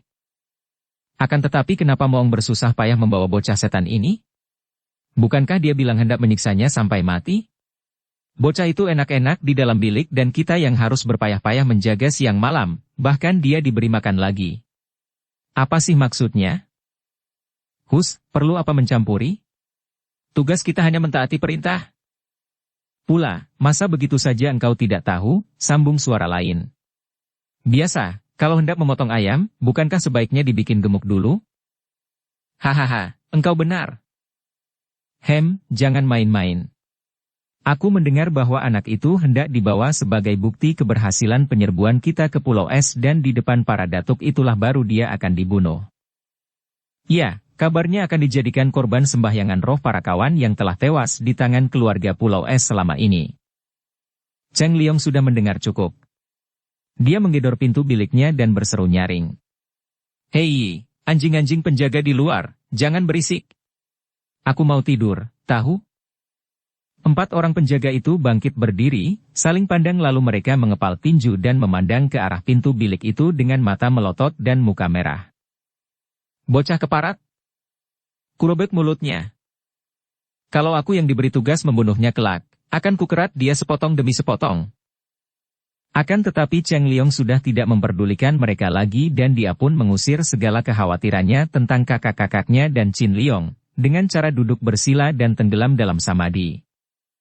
Beberapa hari kemudian, perahu-perahu yang hanya tinggal 3 buah banyaknya itu karena yang sebuah dibawa oleh Jaihua Xiao Oke, agaknya terpisah atau memisahkan diri, mendarat di sebuah pesisir yang landai. Pantai Lautan Kuning ini berada di Provinsi Jiangsu dan ternyata di situ telah menanti sebuah kereta dan terdapat pula rombongan orang yang membawa banyak kuda. Hekih Moong lalu membawa Cheng Liong yang digandeng tangannya memasuki kereta yang segera dilarikan, ditarik oleh 2 ekor kuda besar. Para anak buah, sebagian ditinggalkan di perahu itu dan sebagian pula menunggang kuda mengiringkan kereta. Kereta dan rombongan itu membalap ke arah barat. Setelah melakukan perjalanan yang cukup melelahkan, akhirnya rombongan itu berhenti di sebuah hutan yang lebat, yang berada di lereng sebuah bukit di perbatasan antara Provinsi Jiangsu dan Provinsi Anhui, di lembah Sungai Huai. Tempat inilah yang terpilih untuk pertemuan para datuk itu. Siapakah adanya Hekih Moong? Para pembaca cerita Suling Emas dan Naga Siluman tentu telah mengenalnya. Hekih Moong adalah seorang kakek raksasa yang bernama Phang Kui. Dia masih peranakan bangsa Kazak, bertubuh tinggi besar. Rambutnya putih semua sejak muda dan matanya agak kebiruan. Dahulu pernah dia mendirikan sebuah perkumpulan yang dikenal sebagai perkumpulan sesat. Anak buahnya dikenal sebagai gerombolan iblis yang amat kejam dan jahat, merupakan pasukan yang kuat dan berpengaruh di daerah Xinjiang. Belasan tahun yang lalu, dengan dibantu oleh 8 orang murid kepala yang dikenal dengan sebutan Hekih Patmo, 8 iblis baju hitam, Hekih Moong memimpin gerombolannya, seolah-olah menjadi raja kecil di daerah Xinjiang dan semua pejabat setempat menjadi sekutunya. Akan tetapi akhirnya perkumpulannya ini dihancurkan oleh sepasang pendekar sakti, yaitu keturunan pendekar Suling Emas yang bernama Kam Hong bersama gadis yang kini menjadi istrinya, bernama Bu Cisian. 8 orang murid kepala yang menjadi tangan kanannya itu tewas, bahkan Hekih Moong terpaksa harus melarikan diri dan meninggalkan lereng Ciliansan. Usahanya untuk bergabung dengan Imkan Ngooke dan membalas dendam ternyata gagal, bahkan Imkan Ngooke tewas semua oleh para pendekar muda, baca Suling Emas dan Naga Siluman. Hancurlah semua impian Hekih Moong untuk membalas dendam, bahkan dia sendiri terpaksa melarikan diri lagi. Selama beberapa tahun dia menyembunyikan diri, tidak berani keluar dan bertapa sambil memperdalam ilmu-ilmunya. Biarpun dia sudah menjadi semakin tua, namun dia tidak pernah mampu menghilangkan dendamnya dan juga cita-citanya untuk menguasai dunia Kang Ou. Kehancuran perkumpulan dan namanya membuat dia sakit hati dan dia mengambil keputusan untuk bangkit kembali. Dia berhasil memperdalam ilmunya, kemudian menghimpun beberapa orang datuk kaum sesat dan diajaklah mereka itu untuk melakukan suatu hal yang akan menggemparkan dunia persilatan dan sekaligus mengangkat namanya setinggi langit. Yaitu menyerbu Pulau Es. Karena para datuk kaum sesat memang menganggap keluarga Pulau Es sebagai musuh bebuyutan nomor 1, setelah melihat kesaktian Hek Ih Moong, ada 4 orang datuk yang bersedia untuk membantunya. Mereka itu adalah Ngobwe Saikong yang akhirnya tewas di tangan Nenek Lulu, kemudian Ulat Seribu yang tewas di tangan Nenek Nirahai, Eng Jiao Xiaowong Liok Chan Sui Ketua Eng Jiao Pang yang tewas di tangan Chin Liong, dan Jaihua Xiao Oke yang merupakan satu-satunya pembantu yang dapat lolos dari Pulau Es dalam keadaan hidup.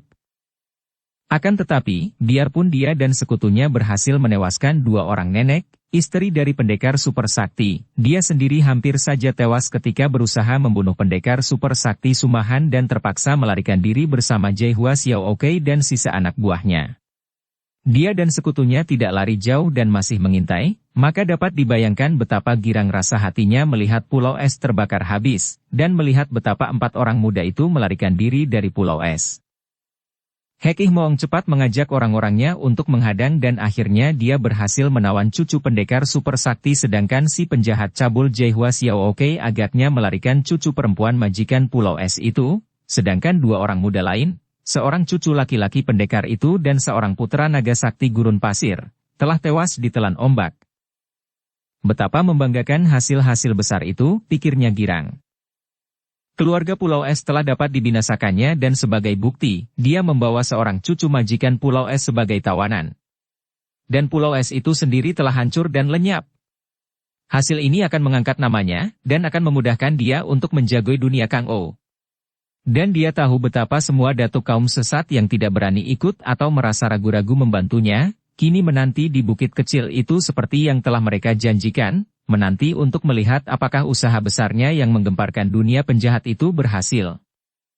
Biarpun dia kehilangan 3 orang rekan dan puluhan orang anak buah yang tewas dalam penyerbuan Pulau Es itu, namun dia berhasil menghancurkan keluarga Pulau Es dan menawan seorang cucunya. Dia mendongkol karena Jaihua Xiao Oke memisahkan diri melarikan cucu perempuan keluarga Suma. Akan tetapi dia membiarkan saja karena perbuatan itu pun merupakan pukulan hebat terhadap nama keluarga Pulau Es dan merupakan bahan cerita yang baik baginya. Dia akan menceritakan kepada para tokoh kaum sesat bahwa seorang cucu perempuan keluarga yang tadinya amat ditakuti dunia hitam itu kini menjadi permainan Jaihua Xiao Oke yang sudah terkenal buas terhadap wanita yang telah dirampasnya. Akan tetapi ada suatu hal yang mengejutkan hatinya, yaitu kalau dia teringat akan pengalamannya ketika menyerang pendekar super sakti Sumahan. Ternyata bahwa menghadapi pendekar itu, dia sama sekali tidak berdaya. Segala ilmu kepandaiannya seperti punah dan tiada gunanya. Padahal, selama beberapa tahun ini dia telah tekun bertapa untuk memperdalam ilmu silatnya dan memperkuat ilmu sihirnya.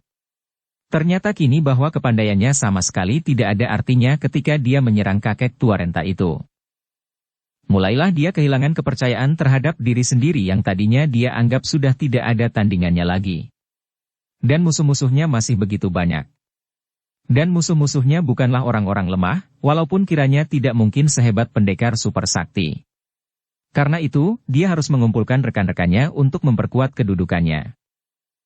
Yang menyambut kedatangan Hek Ih Moong cukup banyak. Ada 20 orang lebih tokoh-tokoh dunia hitam bersama anak buah mereka sudah berkumpul di dalam hutan itu, tinggal di pondok-pondok dan kemah-kemah darurat.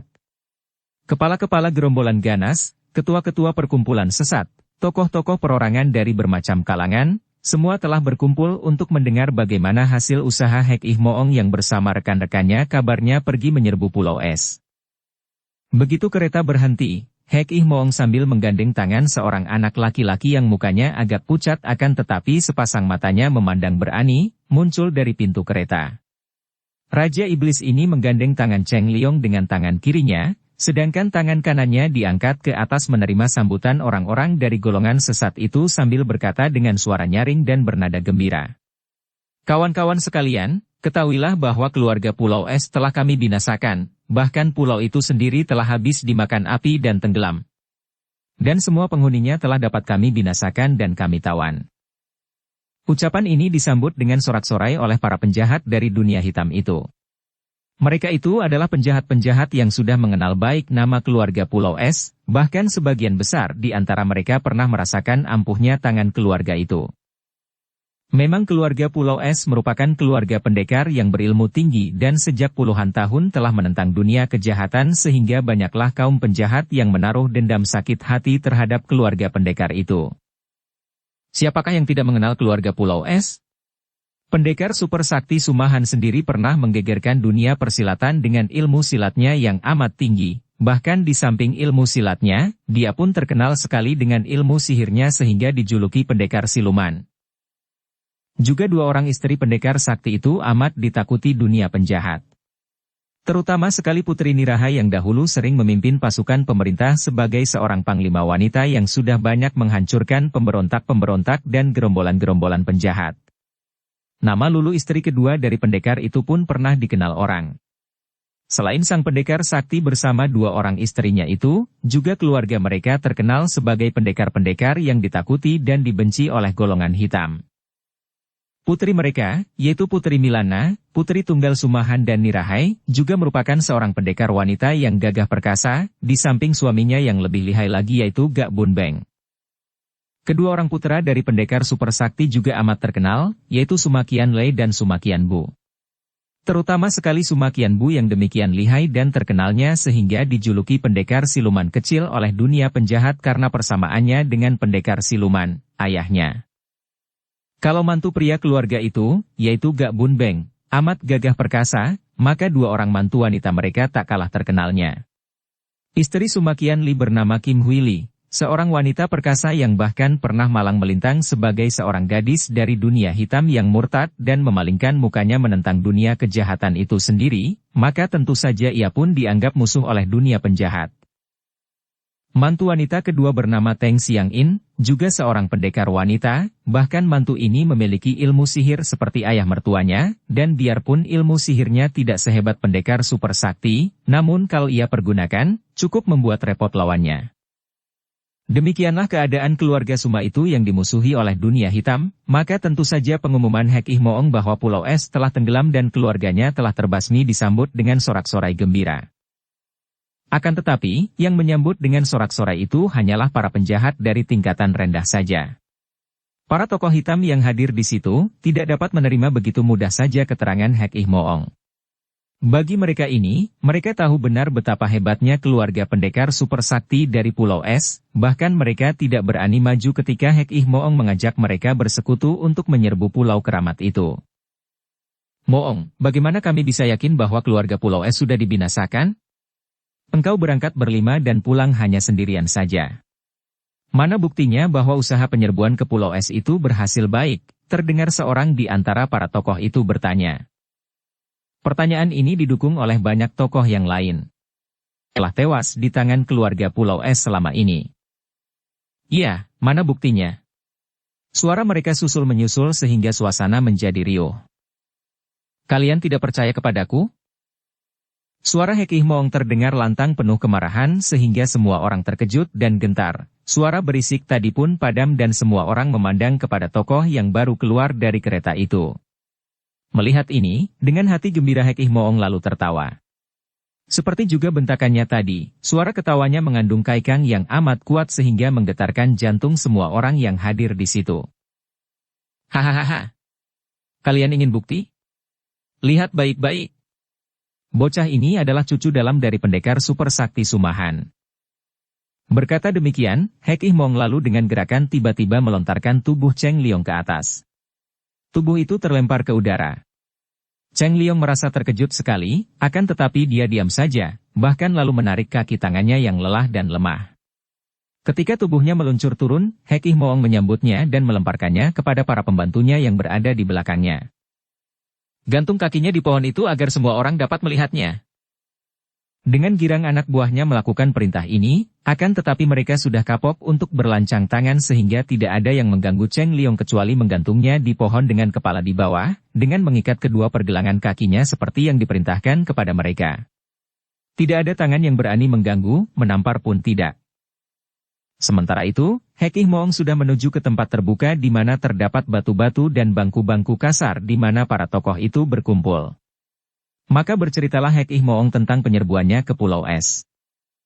Cheng Liong yang digantung pada kedua kakinya itu, mendengarkan saja dan dia mengambil keputusan untuk menghadapi kematian seperti cucu sejati dari pendekar super sakti.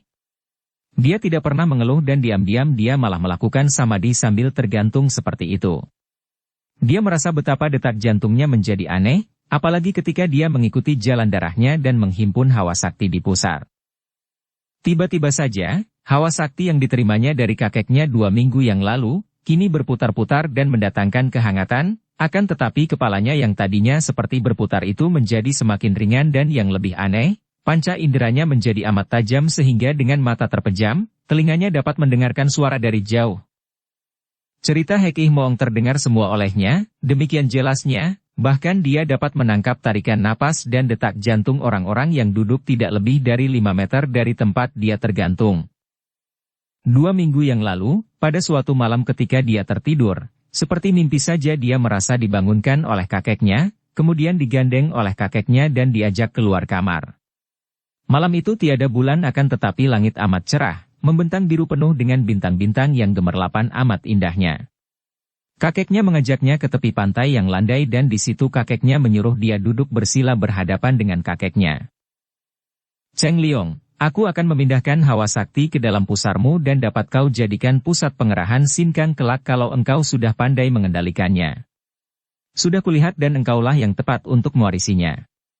Akan tetapi ingat, kekuatan ini dapat menjadi dahsyat sekali dan kalau disalahgunakan, kelak hanya akan memukul dirimu sendiri.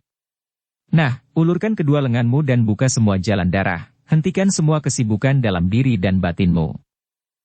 Seperti dalam mimpi saja dia lalu menempelkan kedua tangannya kepada telapak tangan kakeknya dan di malam yang teramat dingin itu, yang dapat membuat semua air membeku, dia merasakan kehangatan luar biasa memasuki tubuhnya melalui kedua tangannya, makin lama semakin panas sampai dia hampir tidak tahan lagi. Lalu perlahan-lahan menjadi dingin dan semakin dingin sampai dia merasakan seluruh darahnya membeku, kemudian berbalik menjadi panas lagi.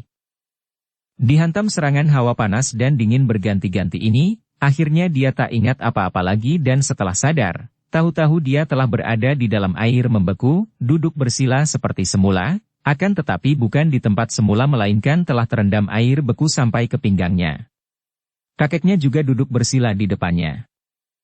Kerahkan hawa panas dari pusar ke bawah untuk melawan dingin. Kakeknya berkata lirih namun suaranya mengandung daya pembangkit yang demikian kuatnya sehingga seolah-olah suara atau perintah itulah yang menggerakkan hawa di pusarnya. Tiba-tiba dia merasa betapa hawa dingin yang menembus tulang-tulang di bagian bawah tubuhnya itu melenyap, terganti dengan hawa hangat yang amat menyenangkan. Akan tetapi, tubuhnya bagian atas berkeringat dan terasa panas sekali. Kerahkan sebagian hawa dari pusar ke atas untuk melawan panas. Gunakan pernapasan untuk mengatur pembagian hawa, kembali kakeknya berkata dan tangan kakeknya menyentuh dan menekan kedua pundaknya. Mula-mula dia merasa betapa sukarnya membagi hawa sakti dalam tubuh itu menjadi 2, bagian bawah melawan dingin dan bagian atas melawan panas. Akan tetapi begitu kedua pundaknya ditekan, mulailah dia dapat mengatur keseimbangan itu, seolah-olah ada hawa keluar dari kedua tangan kakeknya yang membimbingnya menguasai dan mengatur hawa dalam tubuhnya sendiri. Semalam suntuk dia dilatih dan tanpa disadarinya, dia telah mewarisi sumber pembangkit tenaga Sinkang dari kakeknya. Semua ini teringat kembali oleh Cheng Liong ketika dalam keadaan tergantung kakinya itu dia mengalami hal yang luar biasa anehnya, yaitu ketika hawa sakti yang diterima dari kakeknya itu bergerak dan mendatangkan hal-hal aneh, mempertajam panca inderanya. Setelah Hekih Moong selesai bercerita, menyombongkan hasil usahanya yang telah membakar istana Pulau Es dan membinasakan keluarga Pulau Es, dia tertawa dan menutup ceritanya. Wahaha, hancurlah sudah musuh nomor 1 kita semua. Pendekar super sakti dan 2 orang istrinya itu telah tewas. Seorang cucunya, gadis cantik itu, tentu akan hancur pula karena terjatuh ke tangan Jaihua Xiao Oke. Siapa tidak tahu keganasan Xiao Oke terhadap wanita? Dan seorang cucu pria terjatuh ke laut, bersama jenderal muda musuh kita pula, putra naga sakti gurun pasir itu. Mereka berdua tak mungkin dapat hidup ditelan ombak badai itu.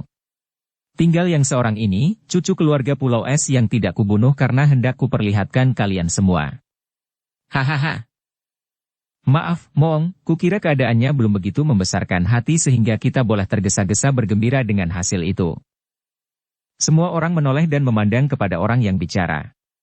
Begitu beraninya orang ini bicara yang sedikit banyak merupakan celaan terhadap Moong, atau mengecilkan arti pembinasaan Pulau Es itu. Hek Ih Moong sendiri dengan perlahan menoleh dan membalikkan tubuh menghadapi orang yang bicara itu. Semua orang menghentikan suara mereka dan keadaan menjadi hening karena mereka semua ingin mendengar apa yang akan dibicarakan antara dua orang ini. Apalagi setelah semua orang melihat bahwa yang bicara itu adalah orang yang amat aneh, dan yang tadi tidak mereka lihat berada di situ. Agaknya orang ini, seperti setan saja, tahu-tahu muncul di situ dan berani mencela Hek Ih Moong. Sebaliknya, begitu Hek Ih Moong melihat orang itu, alisnya yang berkerut itu membuyar dan wajahnya berseri, mulutnya tertawa ramah. Hahaha, tadinya kusangka siapa yang berani lancang mencelaku. Kiranya si Tian Choaong. Hahaha, di antara sahabat sendiri, memang sebaiknya kalau kita bicara belak-belakan saja. Nah, jelaskan, kawan, mengapa kita tidak boleh bergembira dengan hasil baik ini?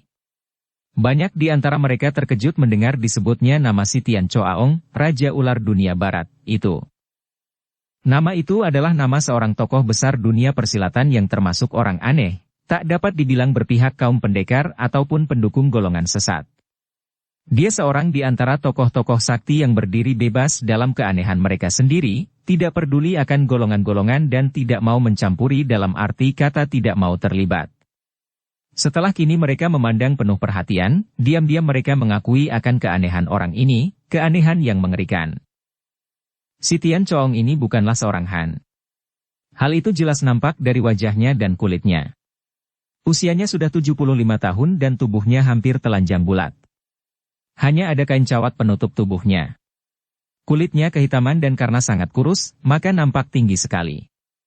Kepalanya botak klimis. Kedua telinganya yang terlalu lebar itu dihias anting-anting perak. Kedua pergelangan tangannya yang hanya kulit membungkus tulang itu terhias gelang-gelang perak. Dan di lehernya terdapat kalung, bukan kalung perak atau emas, melainkan kalung hidup, yaitu seekor ular kobra belang yang amat berbisa. Ular seperti ini kalau menggigit, kabarnya tidak ada obatnya lagi dan si korban langsung mati. Melihat ular ini saja, mereka yang mengenal kehebatan racunnya, sudah merasa ngeri dan mereka yang berdiri dekat sudah menggeser tempatnya menjauh. Ada bau harum amis datang dari kakek ini. Para pembaca cerita suling emas dan naga siluman tentu masih ingat kepada kakek aneh ini. Kurang lebih 10-12 tahun yang lalu, si Tian Choaong pernah muncul dan pernah membimbing pendekar wanita Bu Cisian dalam ilmu menaklukkan ular-ular dan memperdalam ilmu silat pendekar itu. Kemudian kakek ini menghilang karena memang dia seorang perantau yang biasa berkelana ke gunung-gunung, terutama di pegunungan Himalaya. Si Tian Choaong adalah seorang Nepal yang bernama Nilaganga. Akan tetapi, sejak mudanya dia sudah seringkali datang ke daerah Tiongkok sehingga dia menguasai pula bahasa Han, dan juga dia mengenal banyak tokoh-tokoh dunia Kang Ou. Banyak pula dia mendapatkan ilmu-ilmu silat dari daerah Xinjiang dan di daerah Xinjiang inilah dia dahulu berkenalan dengan Hek Ih Moong. Ketika itu Hek Ih Moong masih memimpin perkumpulan Hek Ih Mo di Xinjiang. Itulah sebabnya mengapa peranakan kasak ini bersikap ramah kepada Raja Ular itu. Hek Ih Moong, menurut ceritamu tadi, biarpun engkau telah berhasil membinasakan Pulau Es dan para penghuninya, akan tetapi engkau pun kehilangan banyak sekali kawan-kawanmu. Bahkan orang-orang yang lihai sekali seperti Ngobue Saikong, si Ulat Seribu, dan Eng Jiao Xiaoong telah tewas dalam penyerbuan itu, belum lagi dihitung banyaknya anak buahmu. Dan untuk semua pengorbanan itu, engkau hanya dapat menewaskan pendekar super sakti dan 2 orang istrinya, 3 orang yang sudah tua renta dan yang tanpa diserbu sekalipun akan mati sendiri tidak lama lagi. Apakah hal itu boleh dibuat gembira? Wajah Hek Ih Moong menjadi agak merah akan tetapi dia masih tersenyum lebar. Aha, Choaong. Agaknya engkau lupa bahwa pengorbanan seperti itu jauh terlalu ringan dan murah dibandingkan dengan hasilnya. Bayangkan saja. pendekar super sakti dan 2 orang istrinya. Dan Pulau Es juga terbakar habis. Belum lagi 3 orang cucu mereka tentu akan tewas, ditambah lagi Jenderal Muda Cao Chin Leong yang sudah banyak menimbulkan susah kepada kawan-kawan kita, terutama di barat. Kakek Sitian Choaong menghela napas panjang. Baiklah, baiklah. Katakanlah bahwa hasilnya cukup besar. Akan tetapi apakah kita dapat mengatakan bahwa kematian mereka itu akan membebaskan kalian dari lawan kalian? Moong, apakah artinya hasil itu kalau engkau ingat bahwa di sana masih hidup keturunan Pulau Es yang amat lihai? Lupakah engkau kepada Putri Milana, putri pendekar super sakti dan suaminya orang Shiga yang amat lihai itu? Dan lupakah engkau kepada putra-putra pendekar super sakti yang bernama Sumakian Li dan terutama sekali Sumakian Busi pendekar siluman kecil? Dan juga, kalau benar Jenderal Muda Cao Chin Leong tewas, engkau harus berani menghadapi naga sakti gurun pasir. Dan masih banyak lagi para pendekar sakti yang akan merupakan lawan berat bagimu, Hek Ih Moong. Lupakah engkau kepada keluarga Butahiap yang kini tinggal di kota raja? Butahiap dan istri-istrinya saja sudah amat lihai, apalagi mantunya. Tentu engkau tidak akan melupakan Kam Hong yang dijuluki pendekar suling emas itu, bukan? Juga keluarga Chu di Lembah Naga Siluman. Aku sendiri sebagai orang luar merasa khawatir akan masa depanmu, Hek Ih Moong. Wajah Hek Ih Moong yang tadinya merah itu kini menjadi agak pucat. Diingatkan kepada para pendekar sakti itu, jantungnya berdebar tegang dan hatinya kecut. Rasa gentar menyelinap di sanubarinya karena apa yang diucapkan oleh Raja Ular itu sama sekali tidak keliru. Mereka semua itu adalah orang-orang hebat dan harus diakuinya bahwa ketika menghadapi pendekar suling emas Kam Hong dia terdesak hebat, dan nyaris tewas kalau tidak mempergunakan sihirnya untuk melarikan diri. Wah, bukan main. Belum tentu dalam 100 tahun sekali ditemukan seorang anak seperti ini. Bahan yang luar biasa hebatnya, sungguh seorang anak ajaib, seorang dengan tubuh dewasa. Cukup pantas untuk menjadi tempat tinggal titisan Dalai Lama. Teriakan penuh kagum ini menarik perhatian semua orang, bahkan Hek Ih Moong sendiri, yang tertegun mendengar ucapan Sitian Choaong tadi, menoleh dan dia melihat seorang kakek pengemis sedang memeriksa tubuh Cheng Liong yang tergantung jungkir balik. Kakek itu memutar-mutar tubuh itu, menyentuh sana-sini dan berulang-ulang mengeluarkan pujiannya. Tengkoraknya menandakan bahwa otaknya melebihi otak anak biasa, menjendol di sini, rata di sini. Dan telinga ini. Tulang yang kuat dan bersih, bukan main. Kakek itu tentu usianya tidak kurang dari 70 tahun, dan dilihat dari pakaiannya, mudah diduga bahwa dia adalah seorang pengemis. Pakaian yang tambal-tambalan kusut dan rambut aut-autan, tubuhnya tinggi kurus seperti orang yang selalu kekurangan makan. Matanya lebar kadang-kadang terbelalak. Ketiak kirinya mengempit sebatang tongkat bambu, dan di pinggangnya tergantung sebuah kantung butut yang berisi sebuah ciwou, guci arak, kuningan dan sebuah mangkok retak. Biarpun kakek ini nampaknya demikian miskin sederhana, namun Hek Ih Moong mengenalnya sebagai seorang tokoh Kang Ou yang juga berdiri bebas seperti Sitian Choaong di Lagangga. Tokoh pengemis ini termasuk seorang tokoh ugal-ugalan yang aneh, tidak pernah berpihak sana-sini. Akan tetapi dia merupakan seorang tokoh yang amat terkenal di daerah selatan. Dialah Koaitung Sin Kai, pengemis sakti bertongkat aneh, Boksun. Seorang yang tidak mempunyai tempat tinggal tetap dan menganggap dunia inilah tempat tinggalnya, tanah menjadi lantainya, langit menjadi atapnya. Maka, biarpun dia ini merupakan seorang tokoh di daerah selatan, tidak aneh melihat dia kini tiba-tiba muncul di tempat yang jauh di utara. Melihat kakek ini meraba-raba dan memuji-muji Cheng Liong, semua orang tertarik dan mereka mulai mendekati anak itu dan merubungnya. Darahnya murni dan ada hawa sinkang yang amat luar biasa di dalam tubuhnya, berpusat di pusar dan mengalir di seluruh tubuh. Demi iblis, belum pernah aku melihat yang seperti ini. Sitian Choaong Nilagangga menjadi tertarik sekali dan dia pun mendekat. Kepala ular kobra yang melingkari lehernya itu terjulur dan hampir menyentuh muka Cheng Liong. Akan tetapi anak ini sedikit pun tidak kelihatan takut, bahkan dengan sepasang matanya yang tajam dia memandang kepala ular itu dan sungguh aneh, ular itu nampak gelisah dan berusaha menjauhkan kepalanya ketika Sitian Choaong mendekati Cheng Liong. Seolah-olah ada sesuatu pada diri anak itu yang membuat binatang itu gelisah. Segera terdengar seruan-seruan kagum dari Sitian Choaong dalam bahasa asing. Hek Ih Moong mengerti apa yang diucapkan oleh Sitian Choaong itu. Raja Kobra sampai takut terhadap anak ini. Bukan main. Dia meraba-raba kepala dan leher serta pundak Cheng Liong, lalu melanjutkan. Memang hebat. Anak ini tubuhnya sekuat naga. Seperti dua orang kakek yang hendak membeli seekor ayam jago aduan, Koaitung Sin Kai dan Sitian Choaong meraba-raba dan memeriksa Cheng Liong, menekan perutnya, memijat dada dan pundak, membelai kaki tangan, melihat mata, hidung, mulut dan telinga, meraba tulang-tulangnya.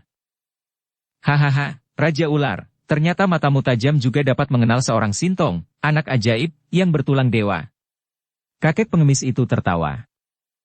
Siapa yang tidak mengenal senjata pusaka adalah seorang tolol dan buta. Dan anak ini lebih berharga daripada sebuah senjata pusaka. Kalau ku beri kepandaianku kepadanya, dia bisa menjadi 10 kali lebih pandai daripada aku. Dia akan menjadi murid yang terbaik di dunia ini. Choaong, enak saja kau bicara. Akulah orang pertama yang menemukan bakat anak ini dan akulah yang patut menjadi gurunya.